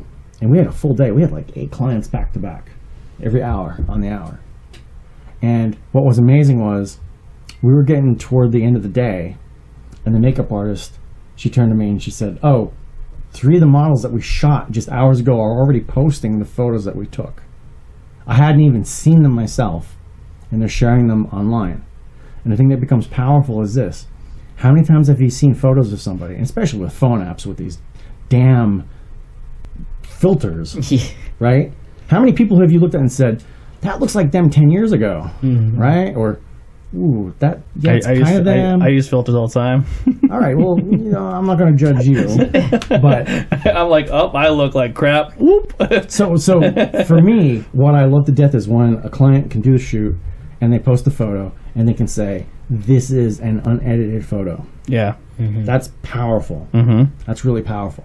And it's even more of a psychological boost for them because we have become so desensitized to photoshopping that we almost don't believe photos that we see. Yeah. So if I can get them something that they can say, this is me and it's unadulterated, that's also a big score. When I worked for American Eagle, the biggest thing I used to always really be proud of when I worked there was when they did their model shoots, what they said is they didn't Photoshop their models. That's cool. They had their, if the model had stretch marks or they had tattoo, they kept it all because they said, when you wear your clothes, we want you to look, and they did all different shapes and sizes. I was very proud when I worked at American Eagle that they did that, and it worked for their customer base because their customers would look at a girl in modeling and she has stretch marks, and I'm like, yeah, that's just like you. It's a human, yeah. Yep. Well, it's and the thing is, with retouching in Photoshop, it's I will do what the client wants me to do within reason. Yeah. And sometimes that is doing things that is the best possible version of what they could be. I try and tell them I will retouch you to a level that we could have achieved with makeup. Yeah. But I'm not going to do things that would have required a plastic surgeon to do what we need to get done. 100%. So, I won't judge anybody that wants to do that because society has barraged or, hit us time and time again with media, marketing, advertising that isn't necessarily true either.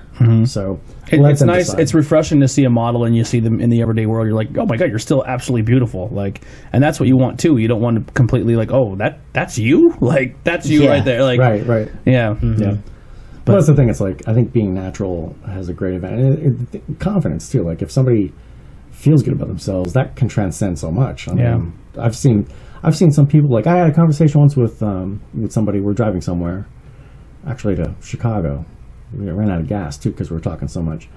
But the conversation was like, I literally said, I'm like, I'm not gay. Not that there's anything wrong with that. No. But if I was, these are the kind of guys that I would be like, yeah, he really interests me. And it was like the strange dudes, like Gary Oldman, right? And mine would be Jason Momoa. I just like if there was a human being on the planet that I'd like, wow, that's our, like him or Mark Wahlberg are probably my two. They're my man crushes. Well, Mark Wahlberg, he's a good example too, because you could take him, and you've seen him play great. I think he's a great actor. I do too. I like all of his movies. I think he's fantastic, and he has been in different roles where he's like the regular guy Or a goofball. and he doesn't nearly look as what you would consider to be like intrinsically attractive as when he's like the hero, the anti-hero, the hero, right? Yep. He's like totally like so in control and so Always amazing. giving the eyes. He can play people that you're like, he's kind of dweeby. Yeah. And Matt Damon. I saw Matt Damon in the movie about the informant, where he was working for The Departed. no, not the Departed. The informant was one where he was like a dweeby sales exec for the company selling corn syrup. Yeah. And he basically ratted out these things that were going on. But he was like a regular Joe, and it's like he kind of looked nerdy. Yeah. Right. But you go and you put him in like another role where he's in control and powerful and has confidence, then he's an attractive guy. Yeah. So like there are many people that like when you say like what is beauty, and it's a combination of a lot of things. It's what you see physically, but it's also how they carry themselves and who they are. Yeah. Because I've seen and known some people that like after I get to know them, I'm like, God, they're gorgeous. Like if it's a girl, or 100%, because their personality like can make them a knockout. Like you meet a girl, you're like, wow, you're really pretty, and then you have a conversation like, holy crap, you just took yourself to another level of attractiveness because of your personality. And then sometimes you get the ones that like you see them and you're like, God, she's gorgeous, and you're like, but then they talk. You're like, you realize that they've got like some personality things. You're like, oh, as a person, you're approaching the U word. You're approaching ugly with your person. Yep, 100%. So, but so the last thing I want to wrap up here with, and I definitely want to have you back again. We got it because I have more. And you got more questions? Yeah, I have more, and this is definitely. I can come back without the video running and just like we could wrap. So. Yeah, 100%. But the last thing I want to plug is your retro lovely ball. Yes. In Pottsville. Yes. The date. June 1st. June 1st. Tickets are on sale now. We will put the links of everything on that too. Me and Heidi, she's already in. She's seen the pinup style ball. I bought her a Lucille Ball style dress, like the blue with the poke. Yes. So she's excited to wear it. Yes. So she's going to wear that night and hopefully get her hair done pinup style. But I think we should go as a team. I would love to go. Yeah. My only issue is it falls right along the line of when I may be leaving for Texas. So if I'm in town, I will definitely be there. Perfect. That's fair. We'll bring a crew, and anyone who watches this, you're all buy tickets. It's going to be awesome. Some of your models will be there. We've correct? done it like 5 years in a row. I know for a fact right now I have like 8 cover models that are coming, and there's probably going to be more. Some of the gals actually do burlesque. We have some burlesque performers that are going to be doing their thing. I've actually been getting messages from people like significantly out of the area talking about coming in. Like I have a photographer out of South Carolina bought like six tickets yesterday. Yep. I got a model out of Texas who's been talking about it. There's even the one recent cover. There's 2 models on it, and the one who is out of New York State who's coming down was in England at the time shooting a photo shoot, and had a model from the UK that she shot with. So the 2 of them are on the cover, and like I've seen them bantering online right now about like, can you come over for this? Yeah. I'm just like, can we like crowdsource like funding to get her like on the plane to come over? How cool would that be? Right? And the cool thing is it's at the Ramada. Yeah. So if you want to come and hang out and have a good time, there's rooms available. There are, and I have a suspicion they'll sell out because I think 2 years ago we just about packed the place. Yeah. Just with people at the event. Mm-hmm. And it's kind of smart because if you really want to party, we don't have to drive. Yep, 100%. Yeah. Though Heidi's always a DD. She might have a couple that night because she'll probably have a really good time. But I'm looking forward to it. So we'll definitely plug that. Anything else you have going on, please let us know. If you have anything else coming up in the future and you want to come on and talk about it, and definitely would love to hang out with you in person. And this was a great time, man. I appreciate it. It was fun. Yeah, hands down our longest interview. So really? Yeah. How long have it been? About an hour, half hour ago, we were at the 2-hour mark. Holy cow! Yeah, so I love it. That was a blast. That's actually one of my problems. I don't know when to stop talking. Yeah, because the word concise doesn't make sense. Succinct? It's a curse. Yeah, but it was really, really good time, and I had a blast. And this Nikolai, did it live up? I loved it. Yeah. Yeah. And like I said, these beautiful women, if you ever need someone to hold a light, dude, you know how many times I get asked that? Yeah, just give me a call. I literally, right? Okay, so for the ball, we're having like a pre-party the night before. Yeah. And I floated this idea out to like a model or two where I said to them, do you remember those old camera clubs of days of old? Like where the guys, the camera clubs, like all the guys that were the photographers, they would hire a model to go to like some house and she would model like in lingerie for a couple hours. And it was like literally like a barrage of guys with cameras just like photographing them. Yep. And I said, I get so many people say to me, like, if you ever need help holding the lights, that I'm that guy. we could do like a performance art thing. Like actually do like, we're going to do a photo shoot and you get to like eavesdrop in the room with us. Yeah. And like just as an audience participation and like hang out as we do a photo shoot. Yeah. You know? It'd be cool to, I would never ask to look at a photo shoot because obviously it's an intimate personal connection between you. Yeah. But it would be cool to see your process. And you know, it's interesting right there because like when it comes to, like I said about like women and their significant others, sometimes if a woman asks about bringing their friend, I'm like all for it so that, you know, they could get hooked too. It's like a little heroin taste. But sometimes they ask about bringing their boyfriend or husband. I'm like, by all means. I only suggest to them that sometimes they can get distracted by their significant other if they're like literally right there. Yeah. Now, if it's a good dynamic and the guy's like not causing her to be distracted in a negative way, by all means, you know, hang out. I'll probably put you to work. Yeah. It's not a situation because like, one of the things for me is with, and I swear I'll shut up, is I am a minority in this particular business. The bulk of the people that do this work are women. And it makes sense because another woman's going to be comfortable doing such things with a woman. This is like a huge leap of faith for like a guy. Yeah. So I have to be very middle of the road. The environment has to be like, yeah, if you want to bring your guy, great. If you want to bring your sister or your mom, bring them. And I've had that happen. They need to know that anything's okay for their comfort. We don't like. I don't think I've ever said to like a model as I'm working with them, oh, that's sexy, right? Don't go there. Yeah, you don't want to be creepy. I say, I call them dude. Yeah. Like, dude, that pose. Yeah. Right? And they'll ask me, like, what do you call me dude? I'm like, it's better for me than saying sweetie. Yeah. Or dear or honey. I don't want to be that dude. Can't go there. Yep. Can't go there. That's a kiss of death in this. What I do. I agree 100%. Yeah, you don't want to be like, oh, yeah. I actually start to lisp a little bit. And there's like, sometimes they're like, I've had women like, well, if I mention my ex-wife, they're like, I thought you were gay. Yeah, because I just don't want to be. Yeah, I don't want that to enter into it. That's a smart move. Can't anything besides the lovely ball coming out that you want to give a quick plug? You said you're going to be on your buddy's podcast, correct? Yeah. God, I wish I knew his name. It's something. Well, once you find it, you let me know, and I'll put the link in the description of the video. Yeah, that's going to be really photocentric. In fact, my friend, one of the guys that I work with in New York, Kent Miller. He actually did something with them recently, and it was just like this. It wasn't like pretentious. It was just, they were hanging out talking, but they're talking for like a couple hours about gear. And because of what I do with this stuff, Ken had suggested, bringing me out too. So the three of us are going to get together. Sounds awesome. Do something similar, but it's going to be very much gear and industry kind of stuff. Yeah, we'll definitely, like I said, get me his stuff, and we'll share it when you're on there. Anything you got going on, if you're going to be making an appearance, or you have a new book or anything, let us know, and we'll share it on our end. We do that whatever. Like anyone we interview, if they do something else, we try to like, hey, like a follow up. Yeah, this guy was on our episode number 7. This is his new thing they're doing, or this is his new project. Take a look at it. So anything that you got going on, let us know. Awesome. We'll keep it going. Awesome. Thank you guys so much for tuning in. Episode 9. Nailed it. See you guys soon. Next interview. Actually, no one knows the next couple interviews because I didn't post them yet. So stay tuned for the new bios. The new bios are coming soon. It's going to be pretty exciting. We'll talk to you guys later. Thank you guys so much. See ya.